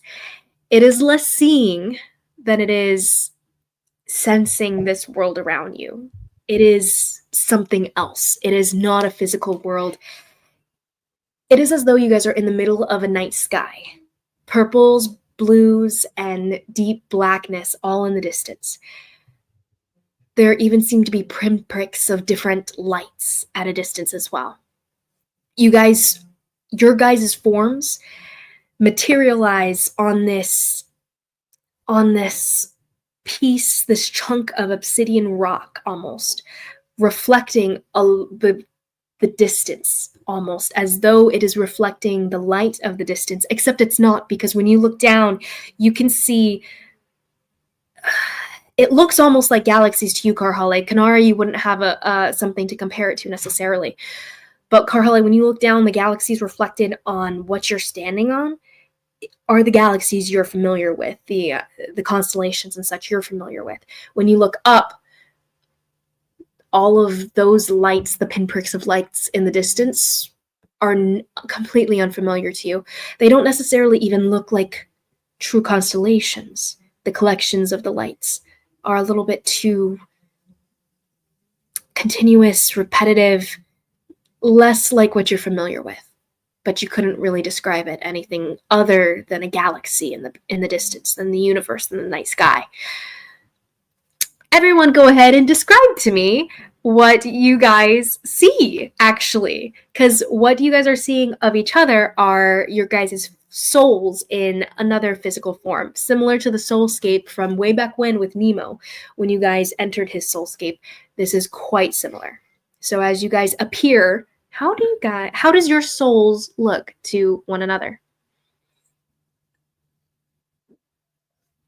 Beginning with Shy. Oh no, you told me he wasn't coming. So I didn't You told me prepare. that he wasn't coming, but you came, and I was like, "Oh, okay, you're sitting down." Oh, Yeah, you said you were sitting down, Nathan. Yeah, you said like multiple times that I asked you if were Shy was like, coming "Oh to yeah, go. Shy's coming with." Yeah, I gathered up the little fairy sprite to come with you us. put Like, a what? tarp over your stuff to go. but not like go. I'm not prepared. No, I know. You just sat at one of the corners I of mean, the you circle don't because you were have like, to. "I'm not involved." Well, no, he's there now. He's definitely there. He sat down at this Yeah, corner of Shy the didn't. circle. Right, he was just like, "I'm just here to watch," and everything. Oh, we're sitting down. We're sitting down, and you ended up getting dragged into the spell too, without realizing. So accurate. That sounds about right. But yeah, so Shy, how does Shy's soul look as you are confusedly blinking into this galaxies, the galaxies around you, these shooting lights? Oh, the most important factor of where you guys are right now. You guys are standing on something like obsidian, but you're less standing on it as much as just on it. You realize that you guys are not quite gravity, like there's no weight to you so much as you're stepping on this. It's almost like you're just there because that's what you understand. You have to be standing on it in a sense because none of you guys fly naturally. So it's an odd feeling. It's an odd feeling. Shy, what do you look like? I would say, you guys know what a iron golem in Minecraft looks like? No. I'm gonna Google it. I will. Is it too loud? I forgot about this entirely. I'd gotten some ethereal music to play.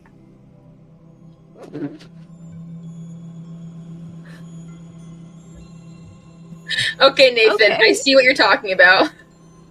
I mean, that's obviously more goofy.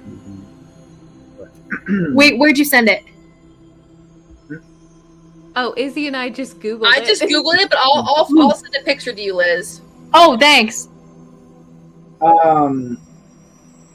But if you think of one of those with a lot more cracks, with like deep cracks that flowers and vines and stuff are growing out of, It's so and cute. you'll see a giant gaping hole in the middle of his chest, and you'll see 4 little like rotating orbs, different colors that are rotating around in the center. And you'll see at the center, so there's 4 orbs, different colors that are just rotating clockwise, following each other. And in the center of them, you'll see a little bluebird, baby bluebird, that has just cracked out of its shell. It's got the speckled white with brown speckles, half of the shell hanging there with its nest, and the orbs rotating around. Yeah, that's it. Even though you guys don't recognize all of your guys' forms so much, you guys know inherently who each of you are at the same time. Karhale, what do you look like? Karhale looks shockingly like a bipedal bear, but she looks to be completely made of the blue crystals that pokes out of her stripes. And this bear has massive elk antlers poking out of its head, also made of the same crystal. Mm-hmm. Amazing. Kanari? Okay, when I picture souls, they don't have actual forms of people. They're just souls. So I was not expecting you to be like, No, I want to hear exactly what you planned. Oh boy. Basically, okay. It's basically just there is this I can't even think of what do you a mist, I guess. It's just the etherealness, it's some kind of this glowing golden mist that's swirling around, kind of up and around, just and then within that mist there is a smaller center of kind of an orangish color, but it's full of black cracks. Like there's parts of the orange ball in the center that's being like kind of absorbed by black mist and cracks and stuff like that, and it looks like it's constantly shifting, and there's like sometimes the black has more ground, sometimes the orange does, and then like that's kind of a constant struggle there, and then just the pure golden soul that's swirling around the one inside of it. So which is Tai. So anyway, I love that you're just like this like non-humanoid mass of light and mist. I think that's perfect for Kanari. I think it's perfect. Honestly, too. that's fair. She What can't. does it look each other, by the way? It's almost like you guys are blinking between like this view of them and what you know to be their form, in a sense. It's almost like this hazy, like holographic image that's blinking in and out at all times, and yet it's the same. The absolute worst. You are. No, it's more like you are simultaneously seeing their true form and this form of them. Except this is the one that takes precedence. Side note, Kanari, that little soul inside of you, it's bright and it hovers there, and normally it stays there within you. You see, as you're in this plane, which is not a normal course, it's not a normal soulscape like Nemo's. This is a place where everything is true at once, while time is kind of separate almost, and concepts are more. Everything shifts and moves and reforms, but it's all still the way it was while being something else. So this little orange soul seems to bleed out of your mist and sink downwards until you see it forming this tiny little creature, almost.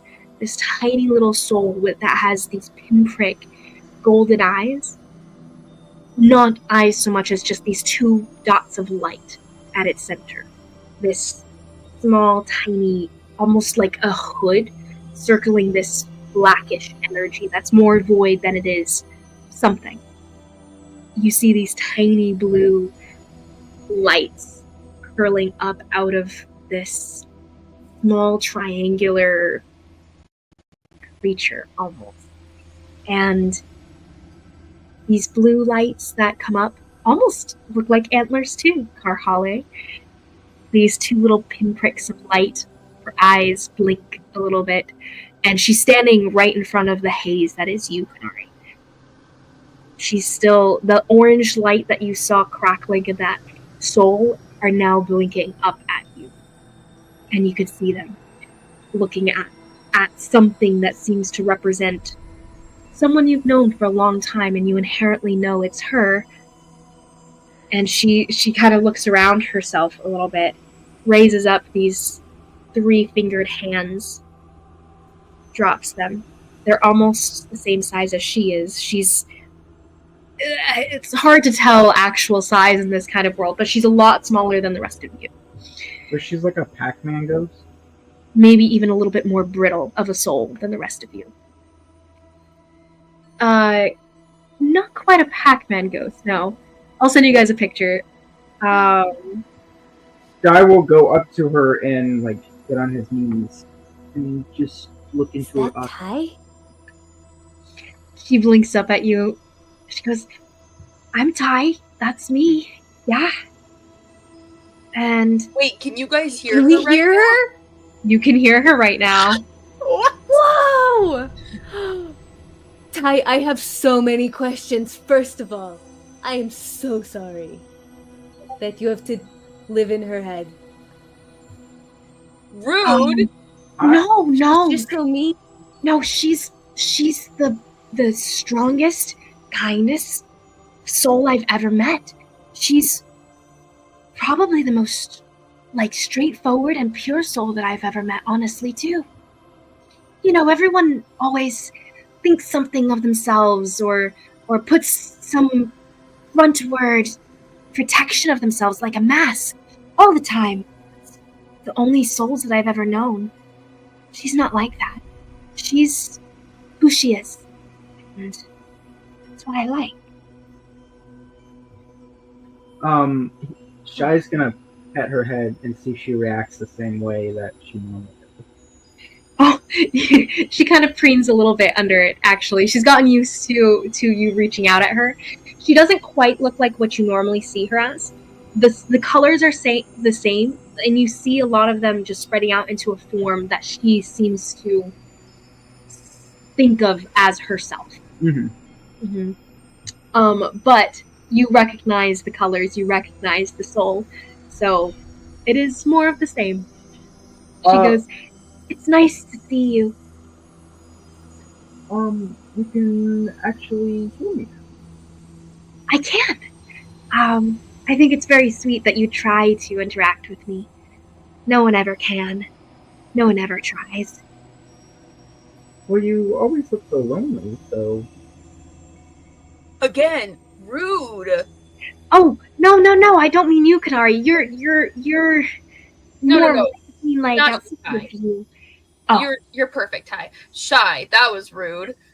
Her hands raise up as she gets all, like, kind of panicked at you, thinking that she's talking about you. No.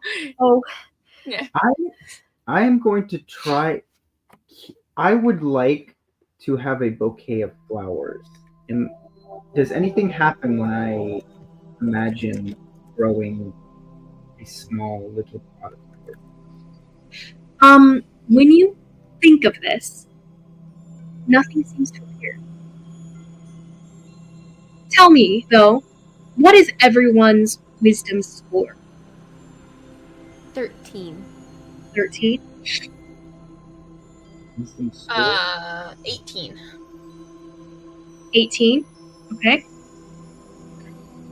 So write this down. Karhale, you only have 15 feet of movement. As you start to move forward, you can't, but then you're like, no, I want to move forward, and then you do. And you take steps, almost. You start to drift forward, more so. And you only move as fast as your mental capacity can move you. So all of the points... Sorry. You said 13, not 15 feet. You can 13, move 25 feet of movement within this plane. Because 3 above 10, baseline, you guys can move 10 feet. And then every point above that is 5 feet. So, Kanari, Okay. You have 10 baseline, 8 times 5, so 40, so 50 feet of movement. That's still really good. Yeah. Shy, how much can you move? I have 10. 10 feet of movement? Okay.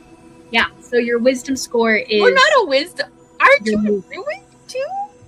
No, he's not a druid. Oh, barbarian. I thought he was wisdom based as well. Oh well. He was raised by druids, but they didn't actually teach him anything. Pretty much, yep. You I guys need to know by what the a way. toll looks like. Its hole looks like a bright golden light in the shape almost unchanged, actually, since last you guys saw her in this kind of scenario. But she is a bright golden light, a little bit taller than she is in true light. She's of the same size of you guys, and very bright. She seems to shed light within 5 feet of her. She is like made of fire almost. Radiant energy makes up a humanoid form without facial features or anything. But she seems to carry a sword that is made of this greenish energy. She goes, this is still weird. Still weird. You've gotten taller. If only my, I guess, normal body got the memo. It's kind of cool, though. And she looks about herself.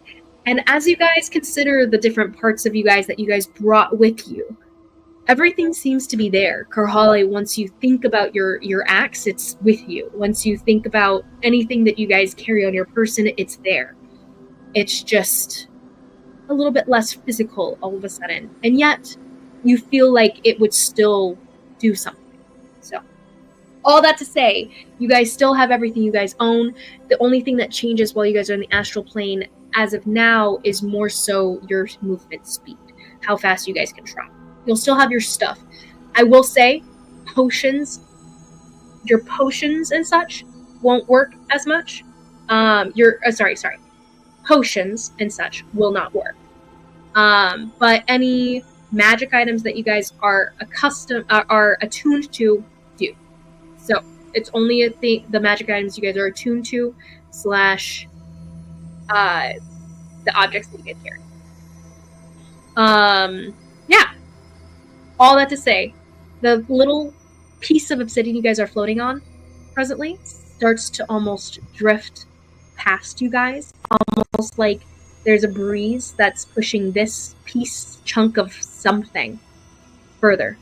In the distance, you guys can see multiple different chunks of what seem to be maybe rocks and pieces of stuff, like almost like space junk in a sense, but a little bit prettier. It seems like little pieces of rock with moss in one spot, little pieces of obsidian, different pieces, little floating islands of granite and sandstone, just floating all throughout. And about one island away from you guys can see this curving, tumultuous collection of thousands of threads, glowing threads of light that are weaving through this, whatever this place is, and it seems to go hundreds and hundreds of miles into the distance. And yet you can still see so far. That collection of strings and ribbons of light seem to undulate and shiver. They seem to be alive. You see other just curling ribbons of light at a distance. And next to you guys, well, within your vicinity, you guys notice on each other a ribbon of light, of silver light, that leaves your guys' back, the back of your guys' soul, and seems to disappear into the distance behind you. And you guys can see behind you these silver cords that all of you guys have attached to you seem to disappear into this void of blue and greenish light behind you. And you know inherently that to return to your bodies would be to step into this void of light from all this darkness. Does this space count as the outdoors? I would say no. I wanted to cast Commune with Nature to see what I could find out about the surrounding area. Tears. I would say it doesn't count as outdoors, but you can still cast Commune with Nature. Okay, I'm gonna cast Commune with Nature. Okay. Karhale's mind brings her down into sitting almost. You seem to drift down rather than sitting down so much. And you begin to cast this spell. You go through the motions of the ritual in your mind and to cast it, but it's less physical all of a sudden. You can still do it. You cast Commune with Nature, and all of a sudden, you guys see in the distance where those undulating threads of light are collected in this large, almost from this distance, it looks like this giant piece of like rope that is separating, coming together again, of multiple different lights. Like there's blue, there's red, it's all the rainbow within this large cord of energy. One of these threads seems to separate from the this amorphous worm. That's not the word. What am I saying? Amalgamation? Amalgamation. Amorphous. Amorphous. Thank you. Oh, Okay, I was like, I was mixing both words together, I think, in my brain. Yes, so this one thread seems to separate from the amorphous form here and drifts towards you, Karhale, as you're casting this. It's a greenish hewn thread, and it seems to wrap itself around you in a little swirl. And you guys know how string games look around fingers? It almost seems like the threads are forming design around you. These invisible hands seem to be threading this magic around you. What do you ask?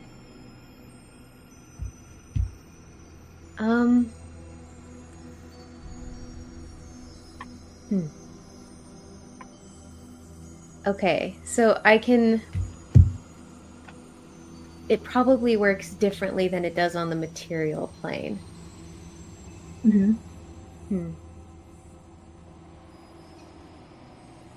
You have And I can ask 3 questions.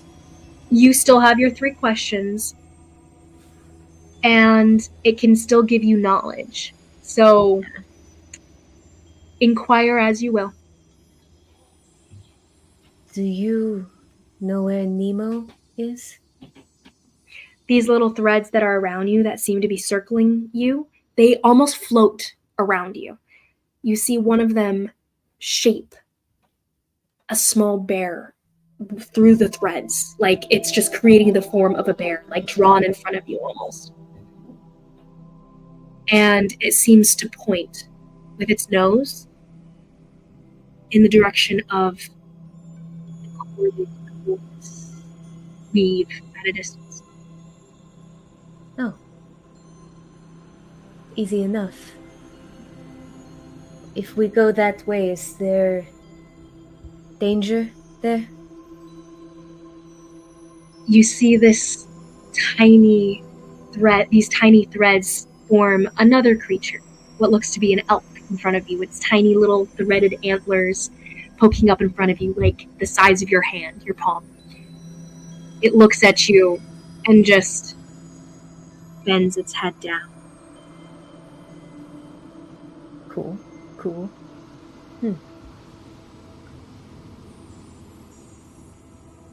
You have another question? I do.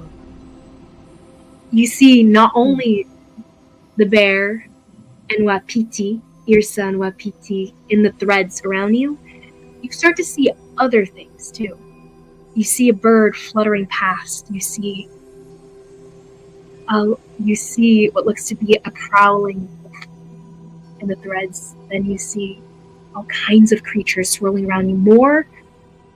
More Vodir than you knew existed, actually.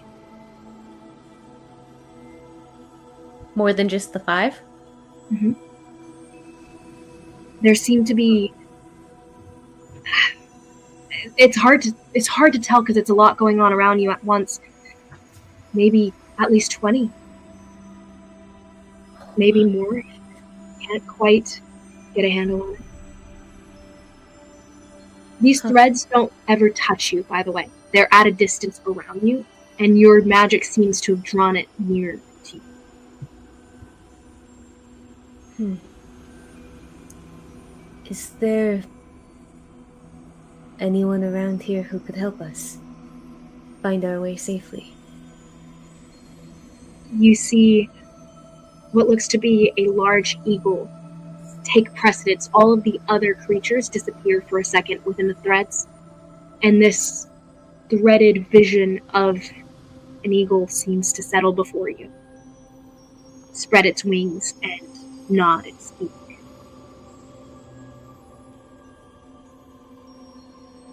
Hi. You were friends with my father. Its wings close and it puts its head up very high, very proud. Can you show us the way?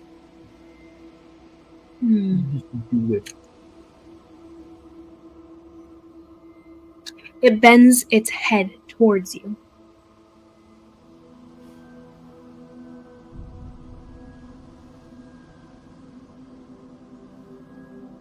No words. It just gets closer to you all of a sudden. I'll reach out and touch it. Okay. You reach out, and this soul hand / paw appendage reaches out, and all of a sudden you feel this ribbon, this cord of magical energy. It has almost a physical form to you. It feels like a cool to the touch ribbon. It feels like water and mist all at the same time. When you touch it, roll me a wisdom saving throw. Ooh. You see many things at once, and it's a lot for your brain to take. 13. 13. I'm sorry. Use the same roll. It's not a wisdom saving throw in this case. It's an intelligence saving throw because it's. Oh, but we have advantage on those because of the T. You do. Yes, you do. Oh, thank goodness. Mm-hmm. Because if that was the same roll, my roll would be a 10. But that is a 17. That's a lot better. Okay, so you're hit with 1,000 different instances of this magic. You see this natural magic of the earth being used in 1,000 different hands at once. You see someone you're familiar with, actually. Not quite you're familiar with them. It's too hard to really tell, but you can see that it's an Ati, some sort of Ati druid, casting a great spell to protect their land, to protect the plants there, to help them grow, to promote their life in this valley that's being built. You feel that they know this is where their people will settle down. They'll be here for millennia, and they'll protect the world for just as. The place doesn't look the same as you've seen it recently. You see another vision of some sort of herbalist in a town somewhere far over. Like a younger form of someone you know as well.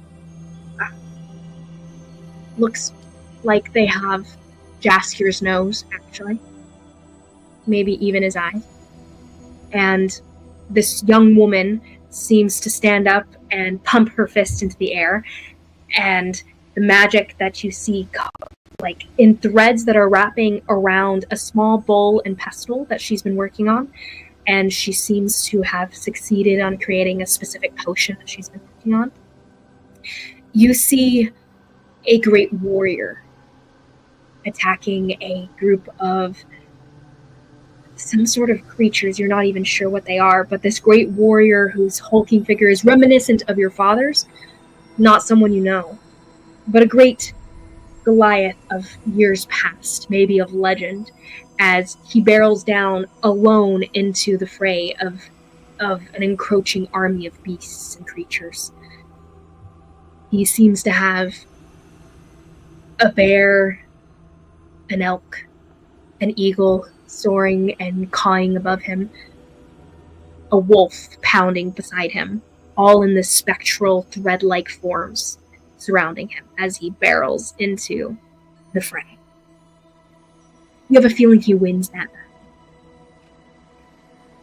But so many images, so many more images of just different sources, different uses of this magic appear in your mind all at once, and it almost shakes you, but then it doesn't. In that moment, you feel the spectral vision of the eagle separating from the thread and seeming to disappear. It's more of a ghost of his form, seems to disappear, flying in the direction of the weave in the distance. Maybe he's guiding you maybe he's not, but he flies away. Let's get going, guys. Okay. I think we should head that way. As you guys move through the air, you guys can move between the different islands using your mental capacity to move you. You guys shift between the different islands, going towards where what is his name? I don't have it off the top of my head. Mnemosyne. Arnu. Arnu, thank you. I couldn't remember the eagle's name. Gotcha. Arnu is taking you guys. You guys get to some centered islands that seem to hover right below the curving ribbons of light. And when you get there, the ribbons seem to flow away from you guys. As you guys step closer to it, it seems to undulate around you and flow around you, parting like water. And you guys can move through it. There's different magical chords and it occurs to you, well, no, you wouldn't know, all the different colors around you. And you guys move forward. The eagle seems to be flying. It seems to be flying forward in the distance. Ahead of you guys, going toward where Arnu is taking you, this weave seems to curve upwards, and then it spreads out into the darkness beyond. And there's different pools of light in the distance, almost like stars that are close at hand. Each of these stars have many threads flowing into them and around them, like creating the pools of light themselves. These pools of light are similar to the one your cords disappeared into. You can tell, actually, that a lot of these threads spread out and curve into the plane you guys left as well. All of these threads, all the different colors spreading there.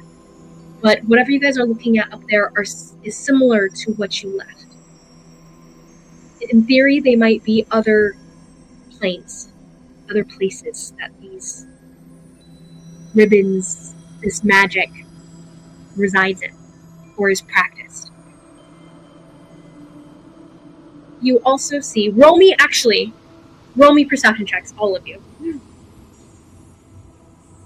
We should have done wisdom advantage, guys.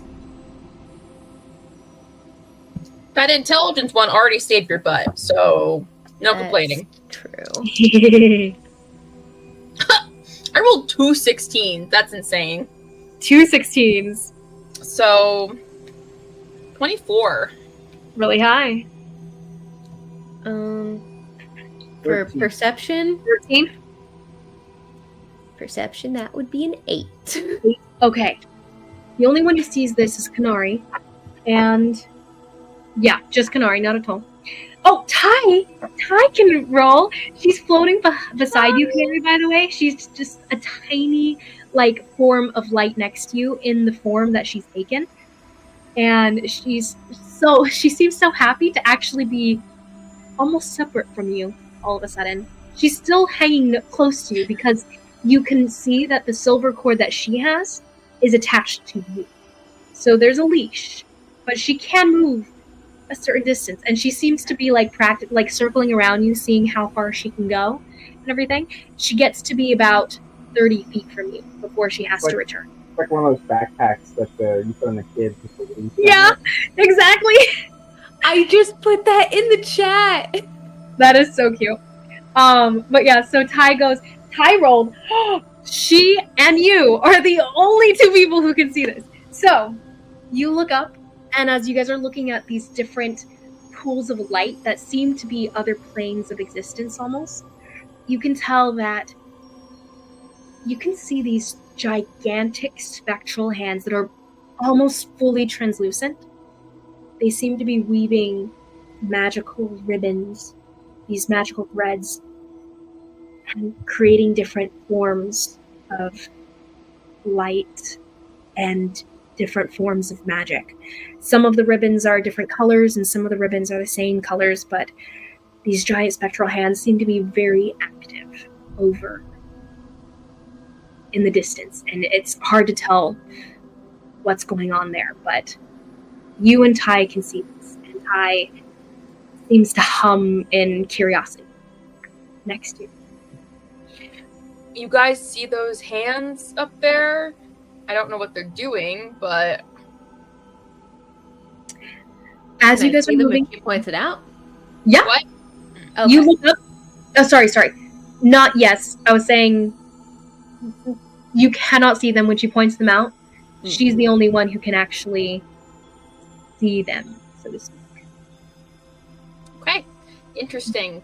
That's very interesting. I don't know what those. Okay, they're just like they're going through the different like colors, like the different like planes of existence, and like weaving stuff together. They seem to be weaving magic over a different plane of existence. Yes, over maybe multiple. You wouldn't be able to tell necessarily what the magic is doing it to, but at least some of the threads it's weaving is being absorbed into some of these pools of light. Yes. Interesting. Okay. Mm-hmm. When you guys look behind you, by the way, from where you guys came, your cords no longer drift back to that same obsidian island. It's almost the same pool of light is now up in the sky all of a sudden. It's not necessarily farther away than you are from it, but all of a sudden you see it in the sky rather than behind you on the ground where you guys came. Now, let's take a break.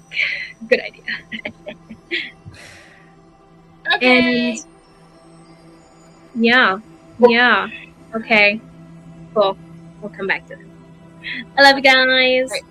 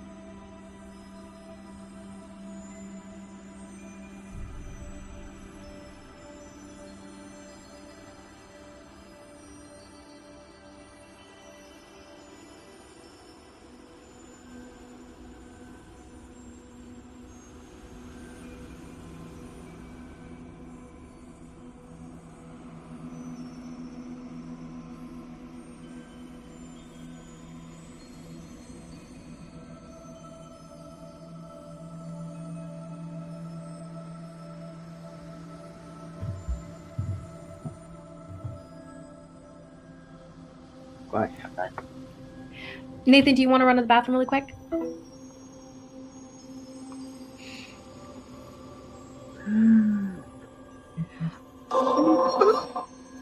Get food! Really quick, really quick. It's so loud. I need to change, and I need to go to the bathroom, and I need $1 million. Well, be quick You should about have it. done that 5 minutes ago. He called the family, which should have also happened a long time ago. Okay, you said sit down and do 15 million things when I got home. You should have done that before all the other things. Skill issue. So funny. Let's see. I need to grab something. I just spilled my water, that's why. With a muffin and a cup of tea. Ooh, a muffin sounds Those are all excuses. so tasty. And I made them, so yes, they are. I saw this chocolate muffin at the store. So dumb. Oh, I hate that store so much. I'm so annoyed. But this chocolate muffin was $6. That was like $6 for a chocolate freaking muffin. I was so mad. I was like, this is not a fair. This is not rent fair. You cannot charge $6 freaking. At a Ren fair, you would be okay with them charging $6 for a muffin? Well, at least I expect it from Run Fair. I don't expect it from your local grocery store. Was it like a Trader Joe's? Or like a Whole Foods? No. It was just like a random, like, it was called Food Giant? Food Giant? Oh. Well, that's what you get for a Food Giant. Apparently. So annoyed. But yeah, so that was interesting. To be fair, this was the homemade store-bought, like made fresh that day kind of muffin, but still $6. Still. Was it at least a big muffin? It was a big muffin. Like one of the big one, not like a muffin, like a muffin. Yeah. It was a muffin. I can send you my muffin recipe. Oh, yes, please, actually. I'd love your muffin recipe. This I batch turned don't out think I've ever super made good. muffins from scratch, actually. What'd you say? Really? Mm-mm. I didn't say anything. I just did this. I've made cupcakes and stuff, but not muffins, I guess. Oddly enough.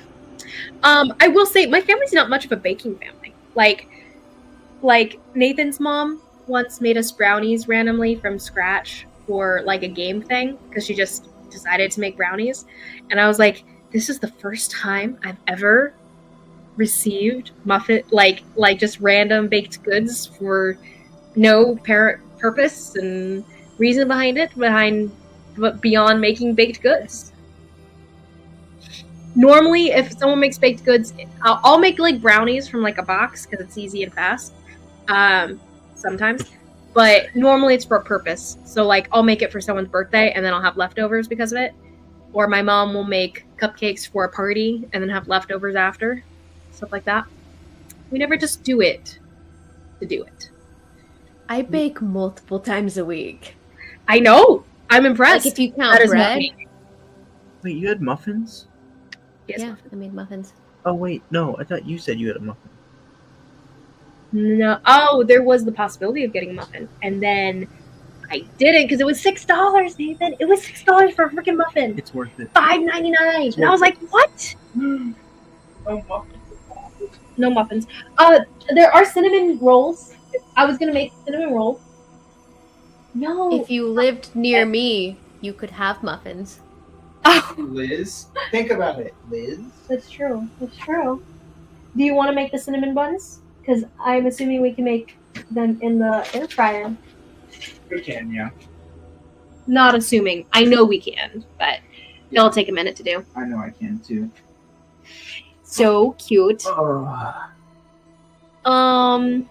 Let's see. Anyone text me? Oh, that's so funny. A little Minecraft guy. You gotta catch up on the private chat. Oh, never mind. Izzy's back. Welcome back. Sorry, I'm making coffee. You're good. You're good. Woo! That's awesome. That's too awesome. It's my favorite mug. So, That's true. sorry. Anyway, I love back it. to this. Okay. So, back in this, guys.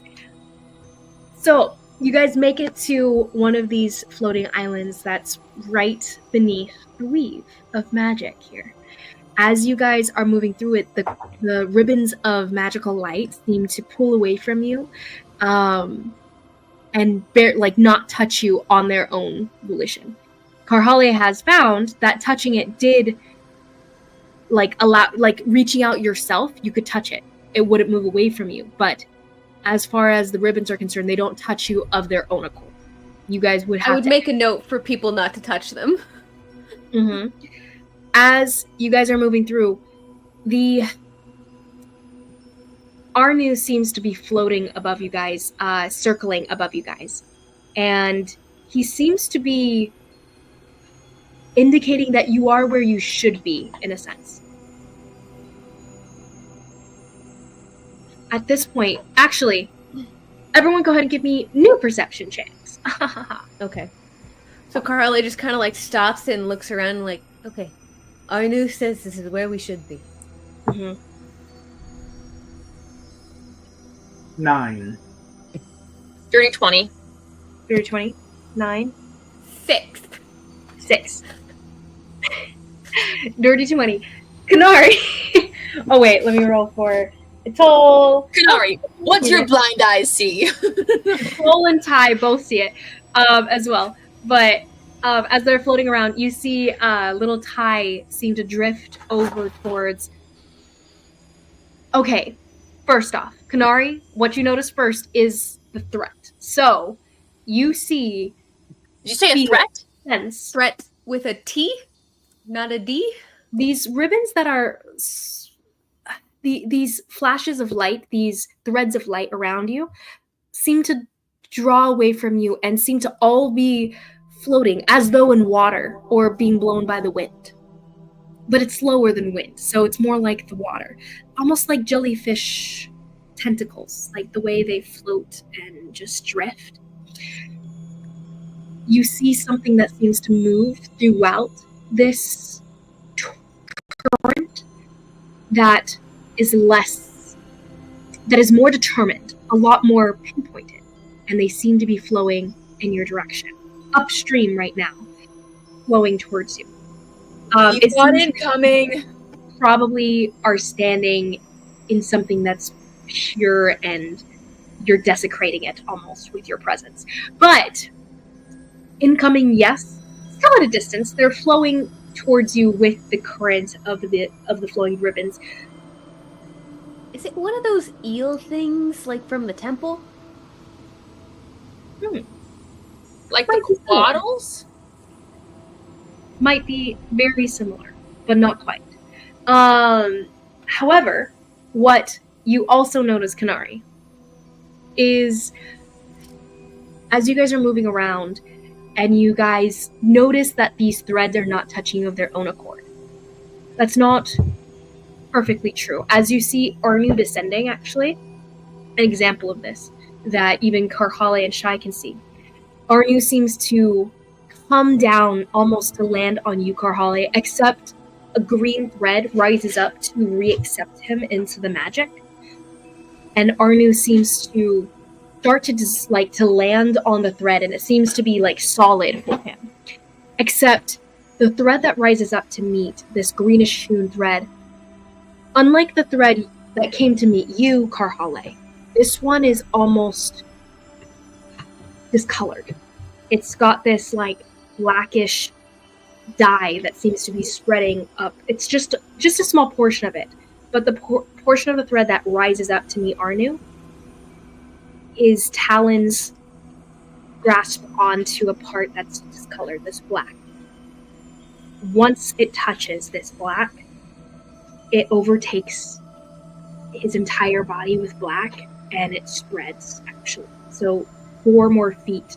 His body is now blackened, his form, though it was made with sharp edges and form that made it very clear that it was a bird with a beak, an eagle with a beak here, it almost becomes sharper. The beak seems to spread farther.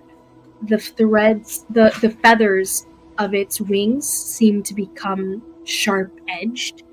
Its talons longer, and the black spreads. Does it feel familiar? Do you touch it? Does it look familiar? Roll me an intelligence check with advantage. Yay! I Wait, will with say- advantage because of the tea, or you're giving me advantage because you love me? Giving you advantage because I love you, and you have had a very close, up and close personal experience with this, with your soul. Okay. I will just Okay. make a note that as the danger is, like, Kanari senses that there may be danger incoming, she is scooping Ty up and, like, putting her back where she belongs, so she's, like, not just out flying around, like, in the open, so... She's noticed the threat. If she hadn't noticed, she would have fought you on it. But she's noticed the threat, and she does, like, kind of koala bear style get onto your back again. She can't quite, like, reform back into the space that she occupied before, but she is, like, on your back now. And she goes, "Don't worry, Kanari. Like this, I can actually help you if something happens." And she's keeping an eye on the little ribbons of light I'm so nervous. towards you. Okay. Karhale, what was your roll? It's natural 20, so a 19. Oh my gosh. Dang. So, immediately, as this thread, this discolored, infected thread rises up to meet Arnu, and Arnu lands and touches it, barest hint touching it, is infected immediately, and his entire eagle form is infected, turned black. The form itself seems angry and seems to want to attack you all of a sudden. But you know exactly what this is. You've seen it before. You've felt it before. This is whatever has infected the soul of Trig, your friend. And it's infecting not only that, but the magic of the earth, if that's what it is. You're still fuzzy on the details of whatever you're seeing here around you, but the black is, now that you're noticing it, Kanari, you can sense this too with the high perception check, but you're more focused on the threat, so it's not something that's occurring to you in the forefront of your mind like it is for Karhale in this moment. But there's multiple threads here that are infected with this blackness. It's almost like discoloration every few feet. Even in the distance, you can see some of it blackening some of the weave at a distance. You can see so many forms of, like, just strips here and there, barely anything. Like, this weave is like a whole river of light. It's barely a few drops in it, but it's spread very far. A little leaven leaveneth the whole loaf. Does it look like what? Does it remind me of what was happening with Nemo? Yeah. Roll me an intelligence check, not with advantage from me in this case. Okay, so just the regular advantage from the tea. Yeah. It's a good thing you had that tea, guys. Oh my gosh, yeah. Great intelligence. You are welcome. Okay, so that would be a 15. 15. You think that whatever was going on with Nemo was a little bit different. However, you're referring to specifically the thunderstorm you saw in the distance, right? Mm-hmm. So, What thunderstorm? the stuff going on with Nemo in general didn't necessarily have to pertain to this. However, he was filled with so much magic. He was maybe some sort of conduit for magic at the time. That the infection that's just on magic seemingly as a whole, may have eventually infected him as he was tapped directly into it. Yeah, I was thinking of the black cracks that started to appear. Those weren't black. They were more bluish energy that was being. Oh, okay. It was Gotcha. those cracks That was were unrelated. Yeah. Not necessarily related is what you grasp in this. Okay. Guys, what if Karhale's tribe found something, I don't know, some old relic or something, and they're being infected, and basically they're ground zero for the coming darkness that we've been getting visions about, that's gonna wave through Mazana? What if Shut up. Nemo is now the tribe I'm leader? just saying, it's kind of revenant. What'd you say? I said, what if Nemo is now the tribe leader? Okay, Nathan. Okay. Okay, Nathan. No, but seriously, like, I mean, we don't know much about this coming darkness, but like, what? I don't know. Like, from the visions we have, didn't it overtake things and like corrupt them? Yeah. Kinda. I'm just saying. I'm not saying. I'm just saying. Okay. The vision of Arnu that's been curdling black in these moments that you're like registering what you're seeing, it is now hovering in front of you, and it swoops in actually to attack you in this moment. Miss Karhale, roll me initiative with I will say just disadvantage because you were in this thought process that's distracting you in this moment. Okay. But just well, I because- normally have advantage, so straight roll. Oh, you do? Yeah, I always have advantage on initiative. Amazing. Yeah. It's called having feral instincts. Thank you. Having feral instincts, she says. It would be 16. Oh! To Miss Oh, DM. what is your dexterity score, ma'am? 12. Okay. Arnu moves first. Dark Arnu moves first. So, you hear this loud, brittle caw in your face as it streaks forward to scratch at you. This blackened, infected creature.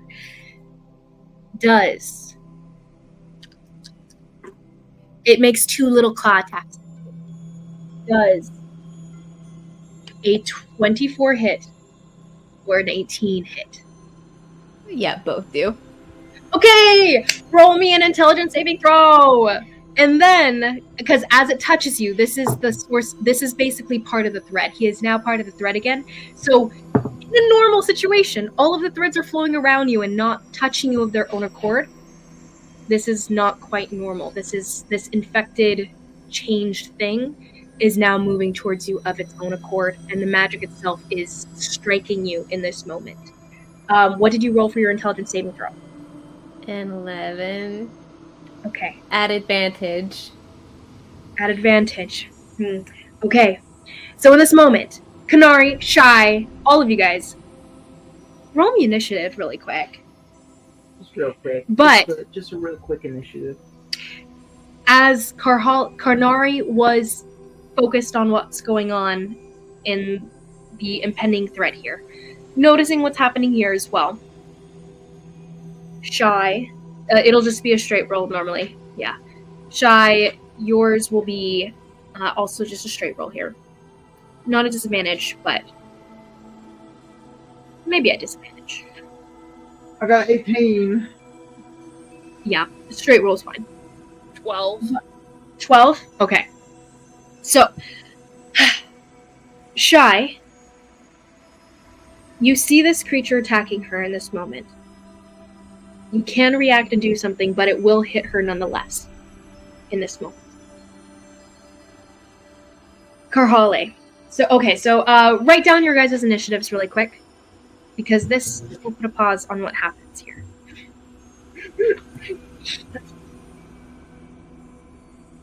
In this moment, Karhale, your eyes blink again into the magic of the weave and all of the different forms of this magic.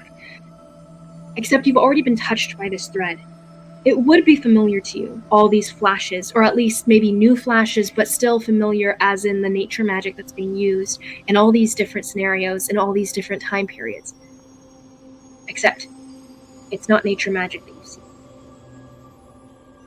You see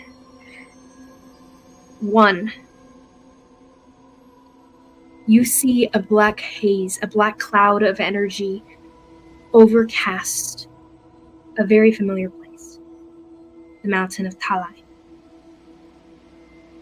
You see, similar to the vision of the infecting black that's creeping up Arnu's body and infecting all of the bright green, warm magic and turning it black and brittle, you see this black haze starting to infect the bright glowing lights of your tribe. You see the souls of your friends and family curdling black, one by one by one by one. The vision you see is from the perspective of the eyes of one seeing all this magic infecting them. You can't tell much beyond that. You see another vision of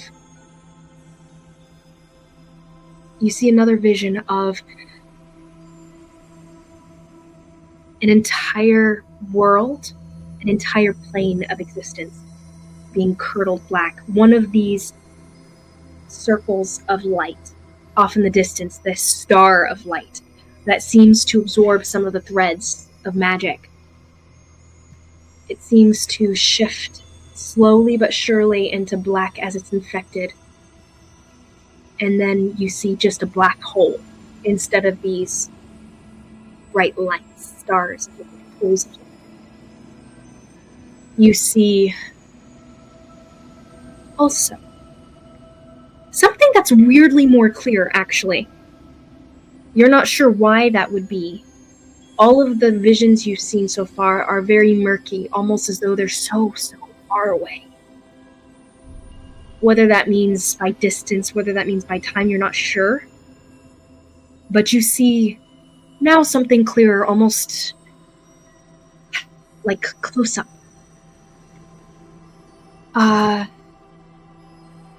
An individual that's descending upon a compound. This individual seems to be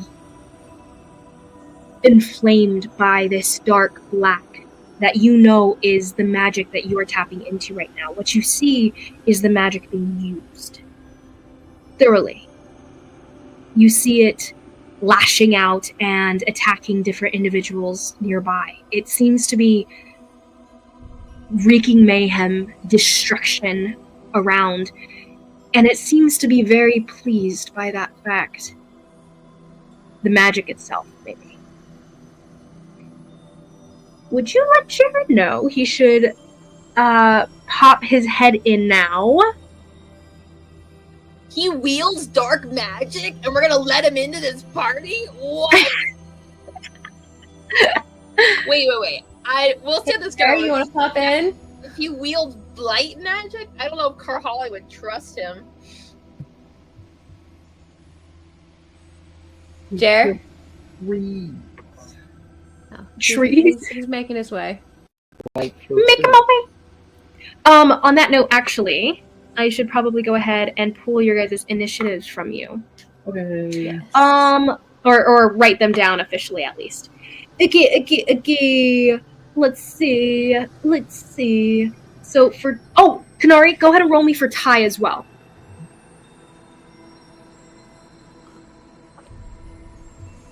She got a natural 20.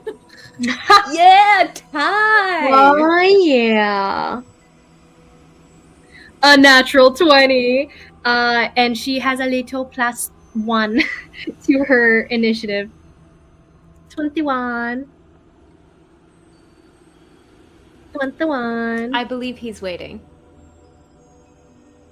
Oh, thank you. Hi, Jared. Hello. Can everyone hear me? Oh, Yes. I needed to shut that door. Can you hear me? Yes, I can hear everyone. Nice. Okay. Hello, Zibbit. Zibbit! No, I'm just kidding. I'm gonna call you. Okay. You know, I gotta make a character that doesn't have nicknames like this. Hey, if it makes you feel better, A you problem. it makes you feel better in the campaign I'm playing with some my other friend, with Josh's friends. My character's name is Aurelia. All the boys They keep calling you Areola. first session, Areola, and none of them have called me anything Oh. different. And I'm so Oh no. fine. That's rough. It's better babe. than his other character, Cytherus, that I call Syphilis. I just told Oh, boy. Liz about syphilis today. Wait, You you learned told- about syphilis today? Oh, syphilis. Yeah. That was Nathan, I just Nori, spit my yours coffee wasn't everywhere. I'm so 12, mad at right? you. No, the Greek character. What? Sisyphus? He was talking about Sisyphus. Sisyphus. I was like, I've never heard of syphilis. Oh my gosh. Okay. Nemo, yours wasn't. No, not Nemo. Wow. Shy, yours was a 18. 18. Okay. Cool. Okay, so Oh, did you get mine? Z. Yours was a 16, right? Yes. I remember. Oh, I should add another little guy. Actually, okay, I'll do that later. Z, you are presently enacting vengeance. Actually, you have been planning this little destructive tirade for a little while now, and you've been winning. You've been crushing through the ranks of your half-brother here for a little while. It's been, you started probably at dusk, and it's a little further into the night now, but you're encroaching onto his main room. You're making your way through his fortress up to his main room. You're on the floor trying to find where his main office is. Wait. Me No. go ahead and roll me a This better not be what I think it investigation is. check to see if you can figure out where your brother is. Because to get rid of one of these depots, you have to cut the head off the beast. How about a 22? 22 is very good. You know exactly where he's at. You've actually probably gotten blueprints for the entire facility and have been working that into the plan as well. So you make a beeline straight toward his main office, a place that you know has a panic room that he keeps off to the side as well. He would have kept a few guards with him, and you're making your way through a crowd before you get there. You are greeted by 4 of his many soldiers. Thanks. You are greeted by 4 of his many soldiers within the facility here, trying to stop you where you go, where you're trying to go. Go ahead and roll me initiative with them. How about a 15? A 15 is far better than they got. You move first. Go ahead. There's 4 individuals blocking your path to the threshold of his study.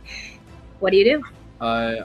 I'm going to look at them and just in some unknown language to me, I guess, just kind of say some sort of words like I don't know how to make a language I don't even know.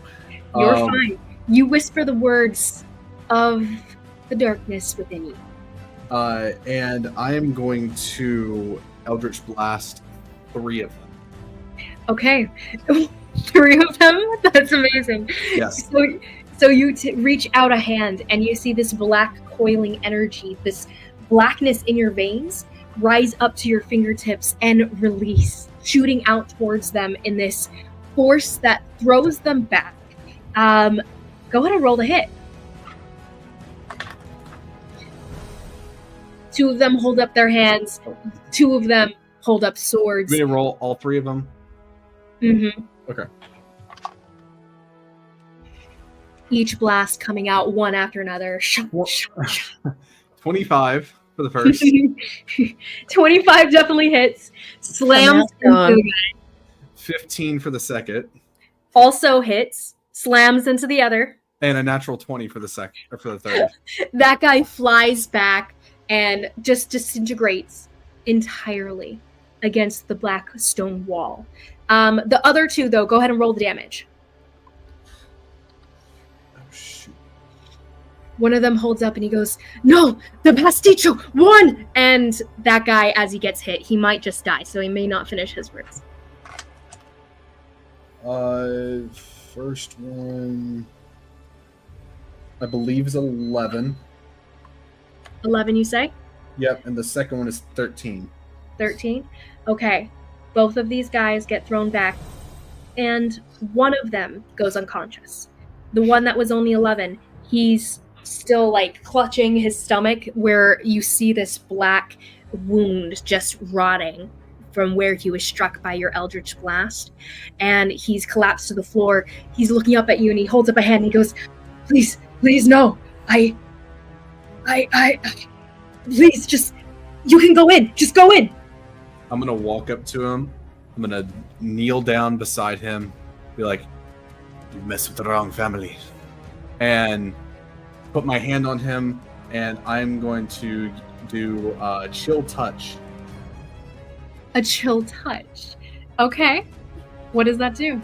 So I create a ghostly skeletal hand, and I have to try to hit him, but it takes 1d8 of necrotic damage.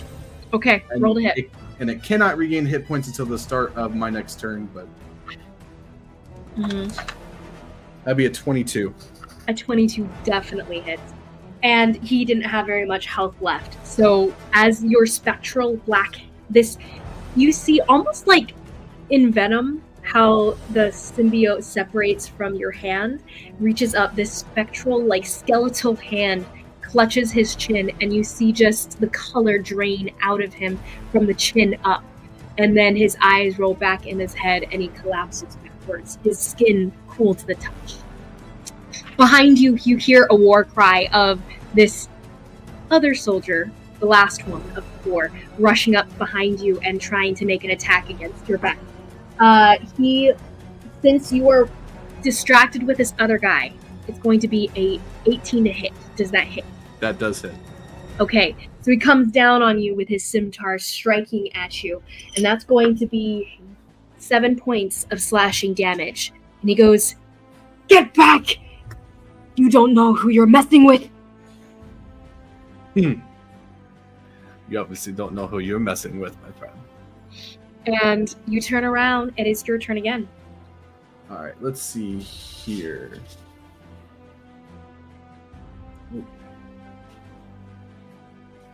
I'm going to I'm going to use all 3 of my Eldritch Blast bolts on him. Nice. You take 1 shot, 2 shots. Go ahead and roll those 3. The black 13 on the surges first, out of you. 22 on the second, and 27 on the third. 13 on the first. Yeah. He dodges out of the way. You said what was the second? 22. And the last one also hits, I believe. Yeah. So he dodges out of the way of the first, but then you quick fire 2 other shots where he moves to, and you slam him in one shoulder, slam him in the other, and it flips him around. Roll that damage. 7 and 6.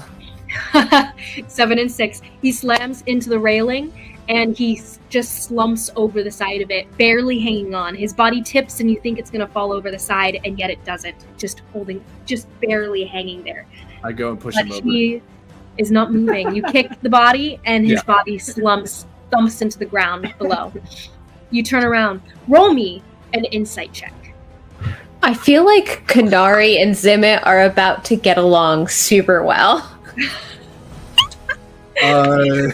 Definitely, Carly, you are seeing this play out in front of you.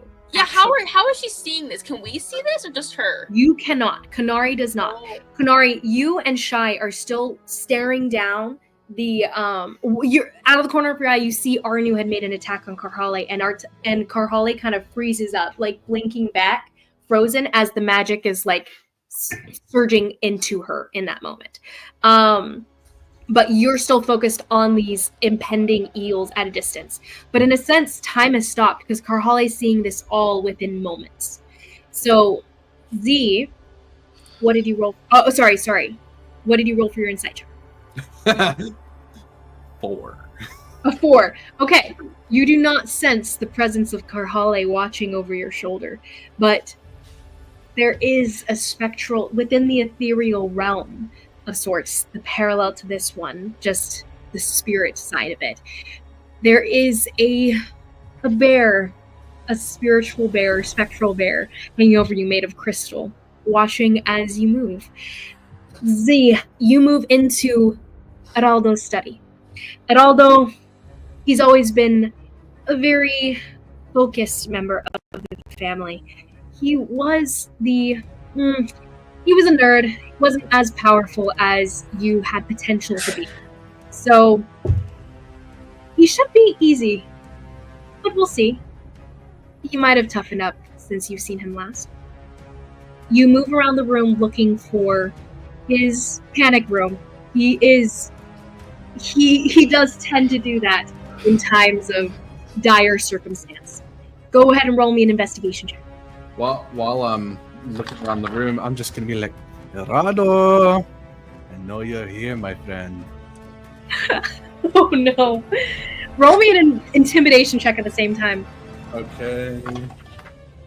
Oh my gosh. So I got a dirty 20 for the investigation, plus, you said it was intimidation?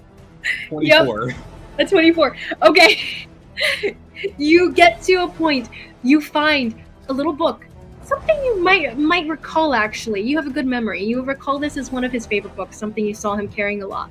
But it's set up at a specific place, hiding a little notch in the back of its shelf. You slip your thumb into the notch, click, and you hear a bit of a shifting on the other side of the room. You turn around and you see actually 2 individuals stumble out of the room at once. They look to be some of your half-brother's guardsmen, actually. And you hear a voice, kill him now! You must just out, close the door! And as the sound of these enforcers kind of shoved out into the open, they're a little disgruntled, but they reach for their weapons and come at you in that moment. You see the door being closed again behind them. One of them looks to be the main bodyguard of Araldo's. You've seen this man before, actually. You recognize him as Vicaro. Vicaro, he's a pretty tough guy, and they both come at you. Go ahead and roll me initiative against them. 5. 5. Oh, that's ironic because they rolled very low themselves, a 9 and a 7. So I was like, oh, you're probably moving first. I don't have a great initiative. You turn around and you let them come. And as they... I'm just laughing maniacally. Just laughing maniacally as they're walking towards me, just kind of like... In this moment, you have... As you were searching through the room, you've been knocking books over, you've been crushing different glassware, different statues, knocking them off of their pedestals, throwing the table, flipping it over as you're examining the whole room, just wreaking destruction as you go, honestly. As they rush towards you, they move first. Vicaro, he rushes towards you with a swinging blade, with a small hook on the end, actually. As he makes his attack, he makes 2 of them with his hooked saber. Does a 11 hit? No. Okay, the first one slashes past you. Your laughter, and you barely even move as you're laughing maniacally, but you shift a little bit to the left, and it slides past you in the air, cutting an arc that's a little close, but you don't seem to mind. The other one comes over, sliding down against your body, Does a 27 hit? Yes. This one slices into you, and he's going to use that to make a maneuver. He's going to shove you, or he's going to yank you with the hook that bites into your shoulder here. So that one, the damage for that guy is going to be... Oh, lucky, I rolled 1 both times. It's going to be 8... roll me a Constitution saving throw really quick, actually. It's going to be 7 points of slashing damage. Constitution saving throw, and you notice that it burns a little bit as it leaves your skin. 4. 4. Okay, you take 6 points of poison damage as well. As that slices down into you, go ahead and roll me a strength saving throw.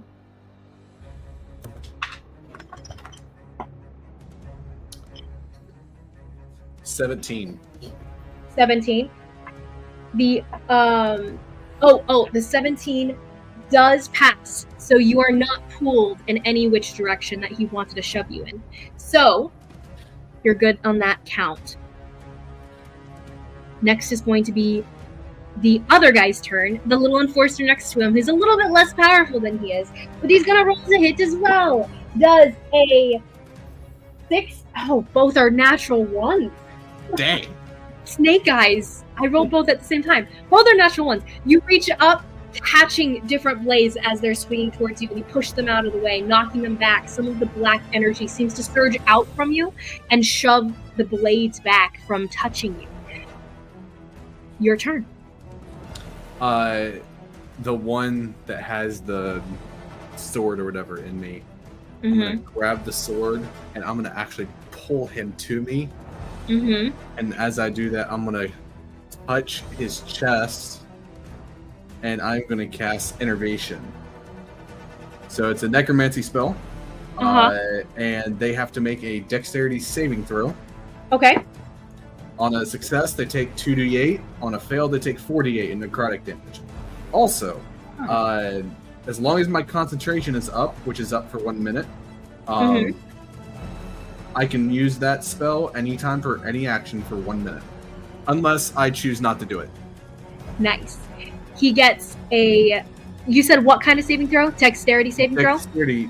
Would that still be my spell save DC?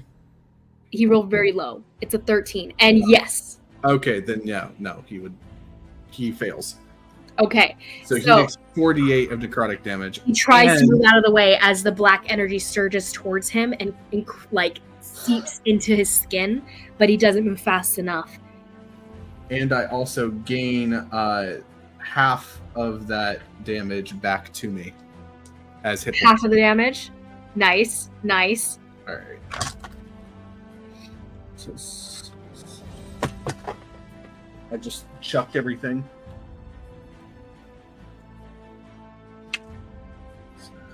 You're fine. 15 points of necrotic damage. 15 points. Nice. And you said what other effect did it have on him? No, I just gain half hit points. You just gained the health. Back. Got it. Okay, so as the black seeps into him and you swallow some of his life force in that moment. Any bonus actions?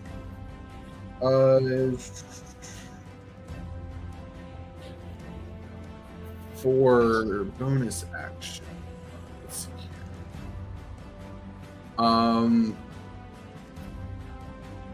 No, I'm not going to do anything actually. Okay. So then he strikes out at you with he's going to strike at you with first, actually. He puts a hand into a pocket of his, he pulls out a small grenade, drops it on the ground, and this magical smoke starts to spread as it cracks on the ground. This cloud fills most of the room, and you can no longer see him as he uses the shadow step grenade. He's going to go ahead and make his attack on you. And You can no longer see him. It almost like disperses his form. You can still see throughout the room, though. He goes invisible in this moment, and you feel him shifting around you. He's going to make his attack with advantage since you cannot see him, but it'll reveal him in this one. Okay, does a 15 hit, Yes. and then a 24. Sorry, and then a 22 does hit as well. So both attacks are going to hit you. Go ahead and roll me a new Constitution saving.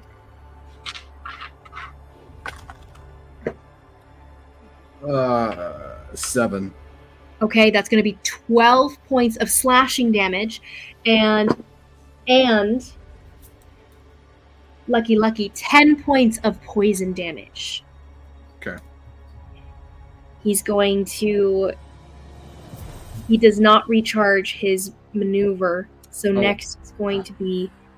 I also need the other to guys. roll for a save for my concentration. Oh, good job! I have absolutely no clue what the save DC. It'll be 10 or half the damage taken. So it'll be you took overall 20, so it's still going to be 10. Okay, so I passed. Yeah.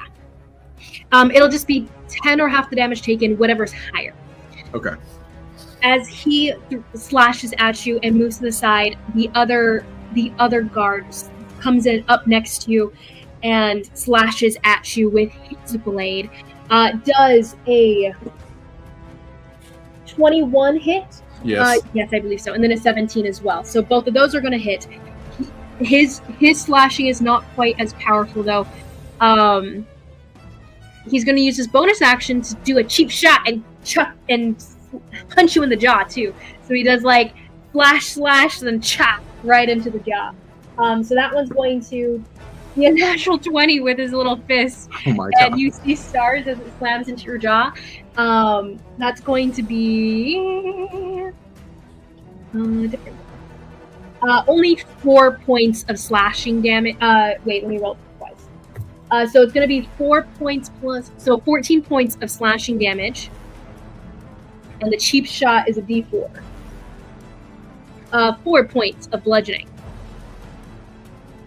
Sheesh. Roll me a dexterity con save. Sorry, con save. Roll me a constitution saving throw. Don't make fun of me. Wait, what's this for? So when he slams his fist into your jaw, the ringing in your ears seems to go all the way through your head, and you're trying to shake it off. 4. Oh no! So you are now stunned until the start of the Enforcer's next turn. So, next, very monk of him, very Canary of this guy, the Vicado comes in next to you and he goes, "Your father would like to speak to you, I'm sure." And he brings down his hooked blade on you a couple more times. That's going to be at advantage. So one is a 16 to hit. Oh, wait. A 17 to hit. And the other is... Wow, rolling terribly. The other is a 16 to hit. Do both hit? Yes, they both hit. Okay. He brings those down onto you. Go ahead and roll me a Constitution saving throw. Question for you. With being stunned, can I use Entropic Ward to create disadvantage? Is Entropic Ward something you have to speak or move for? It's like just when they somatic? it just says when they make an attack roll against me, I can use my reaction to impose disadvantage. I believe you can. With being stunned, I figured probably not, but I wanted to double check. On your spell thing, look for the components. If it says V spell, yeah. or S or M, you can't cast it. That was on my sheet. That wasn't on my... Oh, it's not a spell? Yeah, so this is an ability. This is an ability. Oh, not a spell. So, since it doesn't clarify that you're speaking, I think it's just an ability you're able to use. So with stunned, let me double check. Okay. Yeah, you can do it. Okay. So what is it? It just imposes disadvantage on attack roll against me. Okay, so he had advantage. I'm gonna go ahead and actually both will miss because his first. Well, no. You said at disadvantage. It would have been a straight roll. Never mind. I'm not sure which one's rolled first because I rolled them at the same time. So I'm gonna re-roll. Okay, so one's going to still hit with a dirty 20, and the other one still hits as well, unfortunately. But with that in mind, though, the damage roll, not with that in mind, it's just the rolls. So that's going to be 23 points of slashing damage. Roll me a Constitution saving throw. You said how much? 23? Mm-hmm. Are you still up? Oh, yes, I am. Okay, good. He's a tough cookie. He's a tough little cookie. I'm just throwing my stuff in. 16. 16, you say? Yeah. Or sorry, Okay. 18. 18 technically. You pass. You do not take the poison damage. He will make a recharge of his hooking ability. Oh my shit. Oh, let's see if he gets it. He does not. So next is going to be the Enforcer. At the end of his turn, you will no longer be stunned. Start, actually. You are no longer stunned now. So you shake it off at this point. The ringing in your ears has let up. You felt the slashes from Bicado sink into your flesh, but now you're good again. I had to roll for to still save for my concentration, and I got a Good job. natural 20. Oh, yes! So then I'm going to do the same thing to him. Hold on. It's his turn now. It's the start. I'm sorry. Yeah, you're fine. It's going to be a 10 to hit and a 7 to hit, though. No. So you shake it off.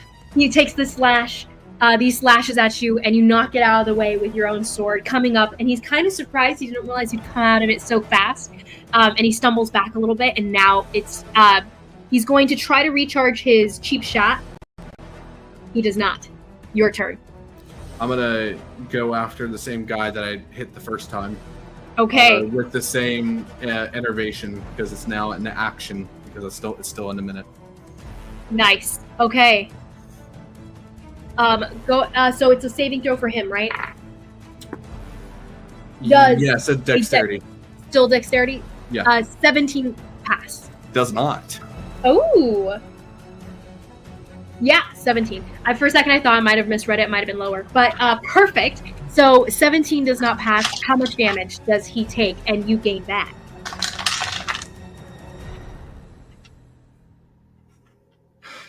I rolled so well in the first one, but terrible in the second. 18 points of necrotic damage, and I gain 9. 18 points of necrotic damage, and you gain 9. Nice. That's He's still looking- a lot of damage. Like that's He's not a blooded. No, it was just I He's rolled an 8 and a shoot. No, I don't remember. 8 and like a 5 or a 6, and then a 3 and a 1. Like, come on. Got you. That's so And funny. then because I was not looking at all of my wonderful stuff that I have on here. Oh shoot, it does not say on here. I don't know if you know off the top of your head, but does Armor of Shadows, is it a bonus action or is that an action? Armor of Shadows, I believe, is a bonus action, but let me double check. That I do not have it. I just realized it was not written down on here. You're fine. Let's see. It doesn't take material components. It's casting mage armor, so it's however long it takes to cast mage armor. So mage armor is a action. Okay, so it's an action. Okay. So then I guess as a bonus action, I'm going to... Oh, okay. I'm going to do Maddening Hex. I get to cause psychic disturbance on my target that is cursed by Hex. Nice. So I get to deal my psychic damage, which is my charisma modifier, to the target and everyone that's in 5 feet of it. So, or to whatever's within 5 feet of it. Do they roll or do you roll? It does not say for what I have down. It just says that it deals psychic damage. I can roll to attack just to do that. So that way I don't know. It might just do it automatically, honestly. I would have to This is your bonus action. Wow. Okay, so do you already have the hex on one of them? No, I do not. Okay, so you'll have to bonus action hex them first before you can do this. Okay. Then I need to write that down. But you can go ahead and make a regular attack for now, and then bonus action hex the guy, or bonus action hex the guy first. Make your regular attack, and the next turn you'll be able to use this. So you'll just up the ante on the hex. Okay, so I need to roll. Mm-hmm. That would take my attack bonus, correct? Sorry. The hex itself just happened. Straight roll? Okay. The hex itself, bonus action, you just cast it on someone. They don't necessarily roll to save against it. It's just on them now.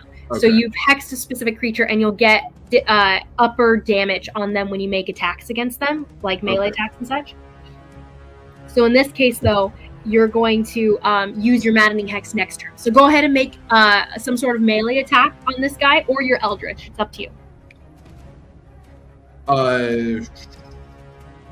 He is presently within melee, though, so it would probably be better to use a melee weapon. Wait, I thought I just did that with the enervation. Oh, that's true. That's a good point. That was your action. Okay, yeah. Roll me a d6, because you add another d6 of necrotic damage on top of anyone that you hex when you make an attack. So we'll say you did this beforehand, because hex is something you would want to start with and everything, bonus action, but you're fine. Like, this is getting used to. 2. Okay, so 2 more points. Hey, every bit of damage is good, every bit. And he's looking pretty rough. Okay. His turn. That was your bonus action. Okay. His turn. He's going to go ahead and make 2 attacks against you again. These attacks, an 11 and 11. He rolled the same both times. They don't hit. Nice. You slash, and you're dodging out of the way, like almost like you know where he's going before he does. In this moment, the darkness seems to push you out of the way every time. Next is going to be his recharge. See if he gets it back. He does not. Your next is the Enforcer. The Enforcer is going to make his 2 attacks. Does a 9 hit? No. And then a 23 does hit. Oh, yeah. So 1 slice comes at you, and you feel the darkness pushing past you. But as another hit comes off too fast, you don't get moved out of the way this time. You get a 7 plus, so 13 points of slashing damage. No. 11 points of slashing damage. Sorry, math.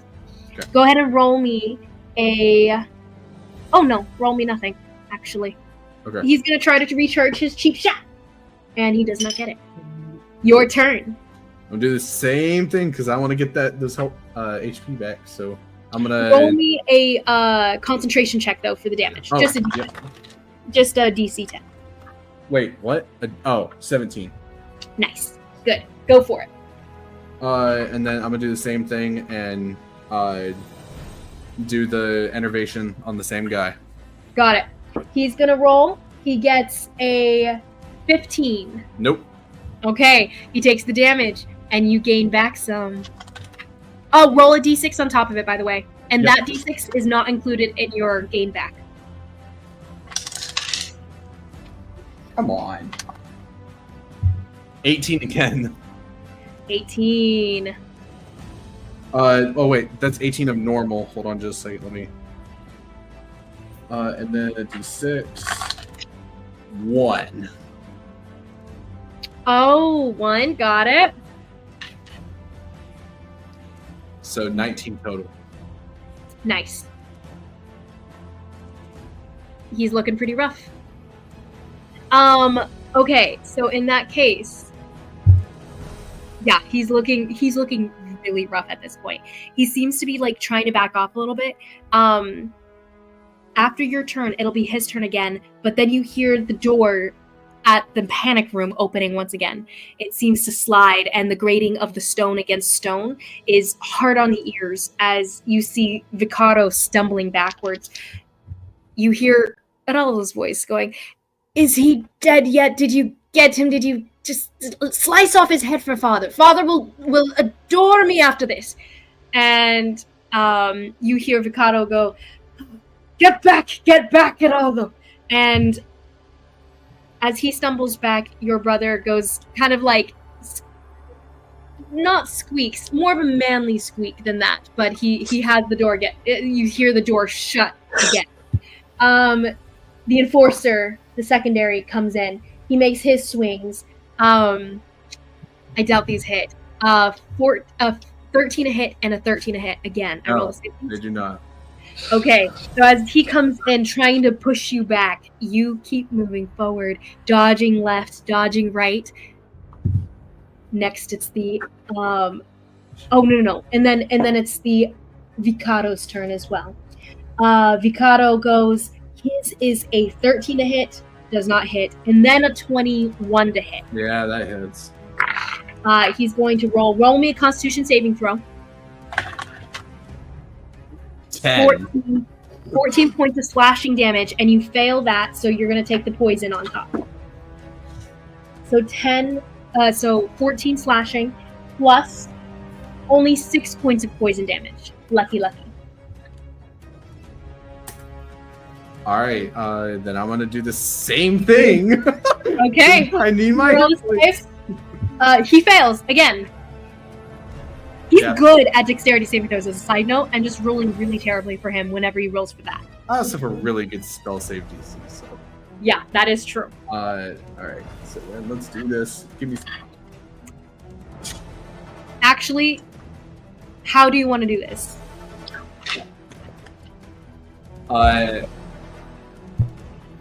As I get up to him, I'm gonna just put one hand on the front of his chest, one hand on the back, and there's just gonna be the black goo that's just gonna go in between me and then just rip. Oh, yup, beautiful. And you I didn't roll. Oh shoot! Hold on. thumping into the ground around you, and the enforcer next to you, he backs off with just a "by the gods." He looks up at you just with his sword out because he knows that if he runs, he'll probably be killed on the way out. But he goes, "What are you?" By the way, I forgot. I still needed to roll the damage so that way I could get the HP back. That's true. Good Good thought. I just wanted to get that real quick because I need it. Yup. And I'm gonna look over at him and be like, "You're reckoning." Roll me a dexterity saving throw.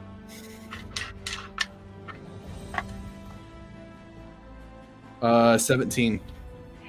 Okay, so as you say that, you move out of the way of an arrow flying like towards your head from the angle of the doorway and everything, and you hear just a shit from the little panic room in the distance there, and the enforcer, roll me an intimidation check with advantage for this guy. 23. So this guy turns tail and runs. You can take an opportunity. He'll disengage for his turn, and he'll run. So he'll back off and like sword up, and I'm out. And then you hear a voice from the panic room that has not shut, and you go, "You can't just quit like that. My father will kill your family." And How far away is he? but the guy keeps running. Oh, does he walk out of the room? He's walking out of the room. If you want to take a shot on him as he leaves, you can. Yeah, because this spell is not be your just turn now. It's not just a touch action. I can do it from 60 feet. So I want to do the same thing and do my innervation, Nice. throw Okay. it on him. So DC, I'm not gonna say it because I don't remember. I don't wanna Does it hold someone in place? It does not, right? He can still. No, it does not. It's just it hits him Mhm. within 60 feet. He fails. Okay, awesome.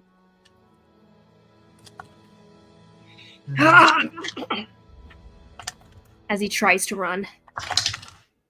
15 points of necrotic. Nice. 15 points of necrotic. He almost falls, sinks to a knee, but he pulls himself back up again.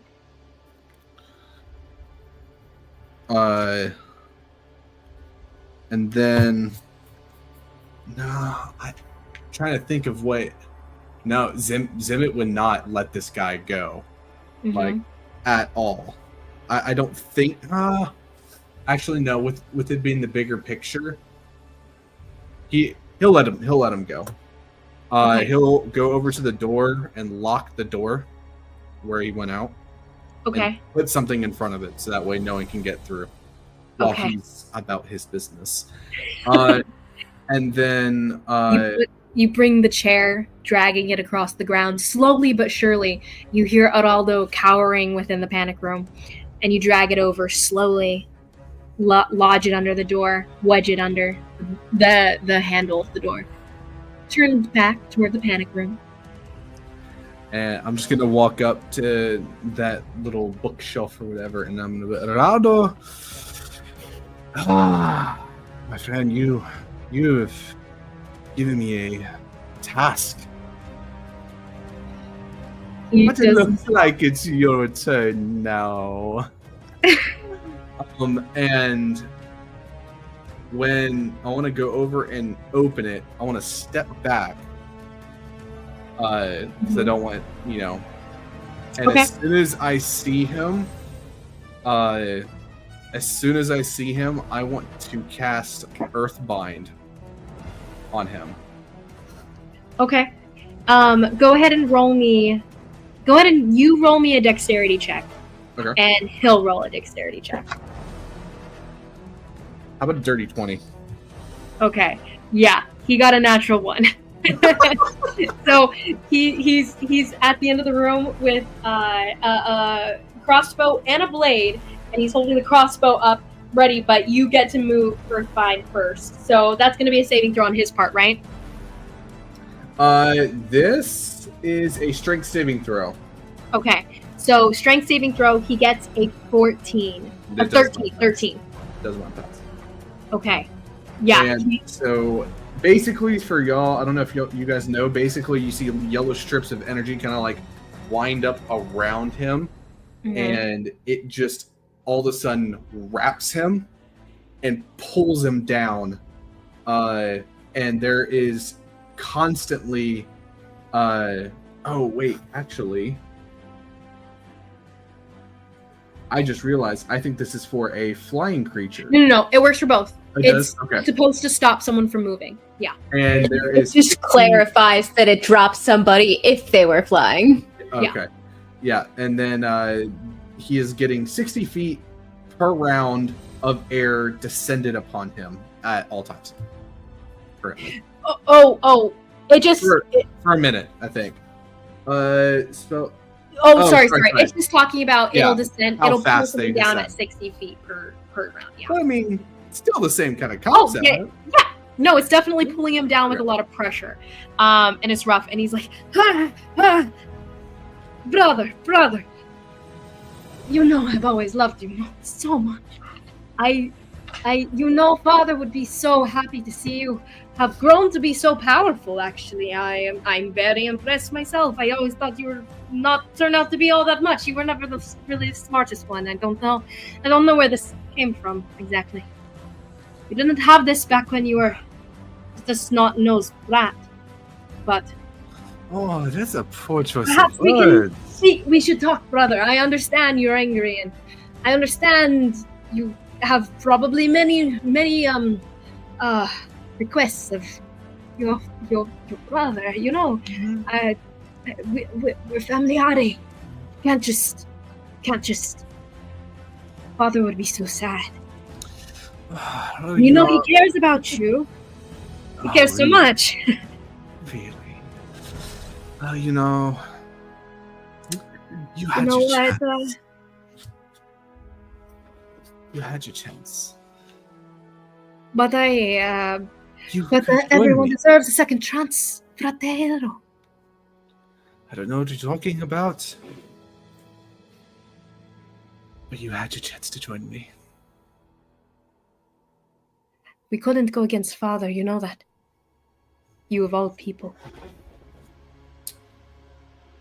Look what I've done so far. I've destroyed so much of his empire. Everyone knows me. You cower in your room. Like a little lost sheep needing to find its master. I was always the one for the books. That is apparent. But I'm gonna slap him. you hit like mother. Immediately, I'm going to step back 5 feet and I'm gonna Eldritch Blast him in the face. Do you take multiple of your Eldritch Blasts or just the one? No, actually not in the face. I'm gonna do it one on both of his legs. One. I'm gonna do one bolt to one and two to the other. He cries out in pain. He does. And he looks up at you. What do you want from me? You tell me all the rest of the information that I need to know. I will tell you anything, Fratellastro. I will tell you what you want to know. All the information of the family's business is in the other room. But you can't go through it alone. You'll need me. I am the bookkeeper. I am the one who knows all the information. So you need my mind. You'll need me alive, brother. Yet, I came in here and I found you. Like that. You think I have this problem? Do you? I believe you do. I believe you won't be able to understand all the No. things that you'll need to and all of the bookkeeping that I keep. I do it in code. You won't be able to figure it out. You are incompetent. Half, brother. Now, Family Tell nonsense. me. you tell me where he is. And I might let you walk. Sorry. I might let you live. I might let you walk out of here. Roll me an intimidation check with advantage.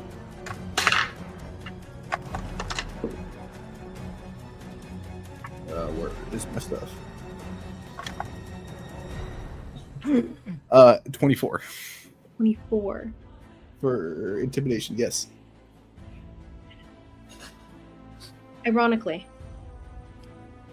even now with you hovering over him and you waging this war against him, frightening him to this extent, and he does cower before you as all of the darkness, the shadows seem to flicker over around you, a part of you.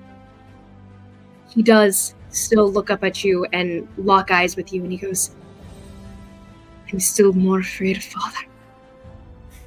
You can kill me if you want, but I can't tell you where he is. But that was your first mistake. And your last. And I'm gonna kill him. Okay. He goes out pretty quickly. You expected more screaming, actually, but he was actually pretty stoic in the end.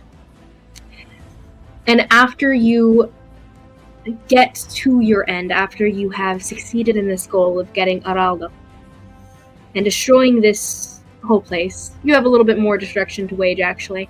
But once you do, and you're stepping away from the stronghold, still with some eyes over your shoulder that you're unaware of, and the fires flickering off in the distance of this stronghold going down, you feel the darkness ebb in that moment. You feel it almost the way it had been buoying you up, keeping you energetic, keeping you fighting, keeping you destroying for so long. It seems to just disintegrate and dissipate now that you've done what you came to do. And you're just you again. Empty.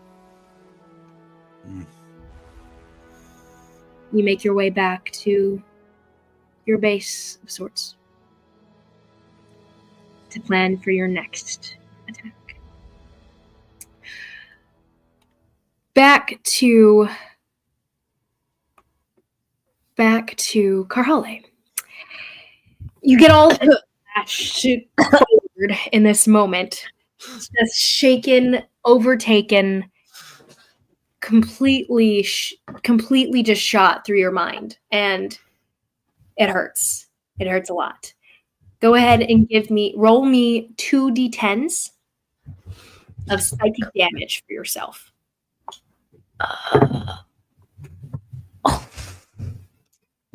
15. 15. Got you. Okay, so with a 15, you have 15 points of psychic damage to you as the claws strike into you. You know what? The claws themselves are separate. That was just for you touching the magic and failing the save. The claws themselves, though, are going to be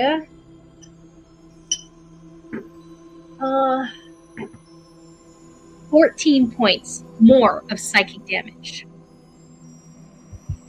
Slashing into you. Talons reach into your soul almost. Not quite hurting your soul, but hurting your psyche at least. Yeah. And now for you guys. Everybody's got their advantage pulled up. Karhale, you are now aware of someone on the mortal plane who is also infected by this black. If you're not the one who's infected, I guess that could be okay, but Raoden could plausibly do his experimentation on someone else. Someone else who is infected by the same thing. At least you have a lead. Roll me an intelligence check really quick, actually. Ooh! Okay. 17. 17? Nice. You remember generally the landforms. Not somewhere you've been before, but maybe you could retell it to someone who's more familiar with the area. And you remember a specific symbol that was on some of the colors for this stronghold. You remember a letter G in a very curvy script with a sword through it. You're not sure what it is. You're not familiar with it, but someone who's more familiar with the area might be familiar with the code of honor. With the code of honor. The black ichor that he used to pull that guy apart. Does that remind me of the visions? It does. All of this reminds you of the visions. All right. I'm right, Aaron. Your tribe is screwed. I'm kidding. Well, this is fine. Okay. Interesting. Are we still in initiative? On that note, Kanari, these creatures that are making their way towards you, you rolled a 12. They're still at a distance from you, so this would take place while they're still far away. But, they're still coming at you. And they don't seem to like you guys there. So on that note, let's practice with Oliver. My goodness. Okay, I'm going to send you guys this link. What time do we have, actually? 3:43. Actually, 17 minutes. We'll start up with that next session, because getting into the nitty-gritty of this stuff, unfortunate, but it's probably necessary. Wait, at least show us the thing. Yeah, show us the thing, though. I'm curious. Oh, Okay, sure. Yeah, we take forever with combat, unfortunately, though. It would be like another like hour and a half. Nah, we could do it. Yeah, right, Nathan. Nathan, you are terrible. You take 5 minutes every turn. You're like, You literally do every time. Ooh. So, this is where you guys are at. Ooh. Honestly, Liz, you probably could just do this, and we wouldn't even have to like open it separately. Yeah. You could just show us like this, and we could just look at it. That's true, actually. That's a good point. I was just thinking because it lets you guys move yourselves. Oh, I see. Okay, that's fair. So here, I guess want we to could do both. Yeah. So let me just invite you guys so that you guys can get in, and then maybe we can like finagle with the problem solving for the couple minutes that we have. Do you want to end the live? Yeah. Okay. So with Welcome that in back. mind, guys, we'll end here on introducing Z or Zimit to your guys' paths forward. Interesting. And we'll see where. Out of curiosity, did I see him or was I looking like through his eyes? You were looking at him almost like you were hovering behind him. What does he look like? Oh, that's a really good question. I would say you actually cannot tell. All you saw was the black itself. He was like a shadow. Well, that's a good point. That's a good point. When you meet him, you'll see his physical form. As of now, you're not really sure. You're not really sure who he is. So you're gonna. I'll tell you. You know, I'm 5'10". He's Little guy.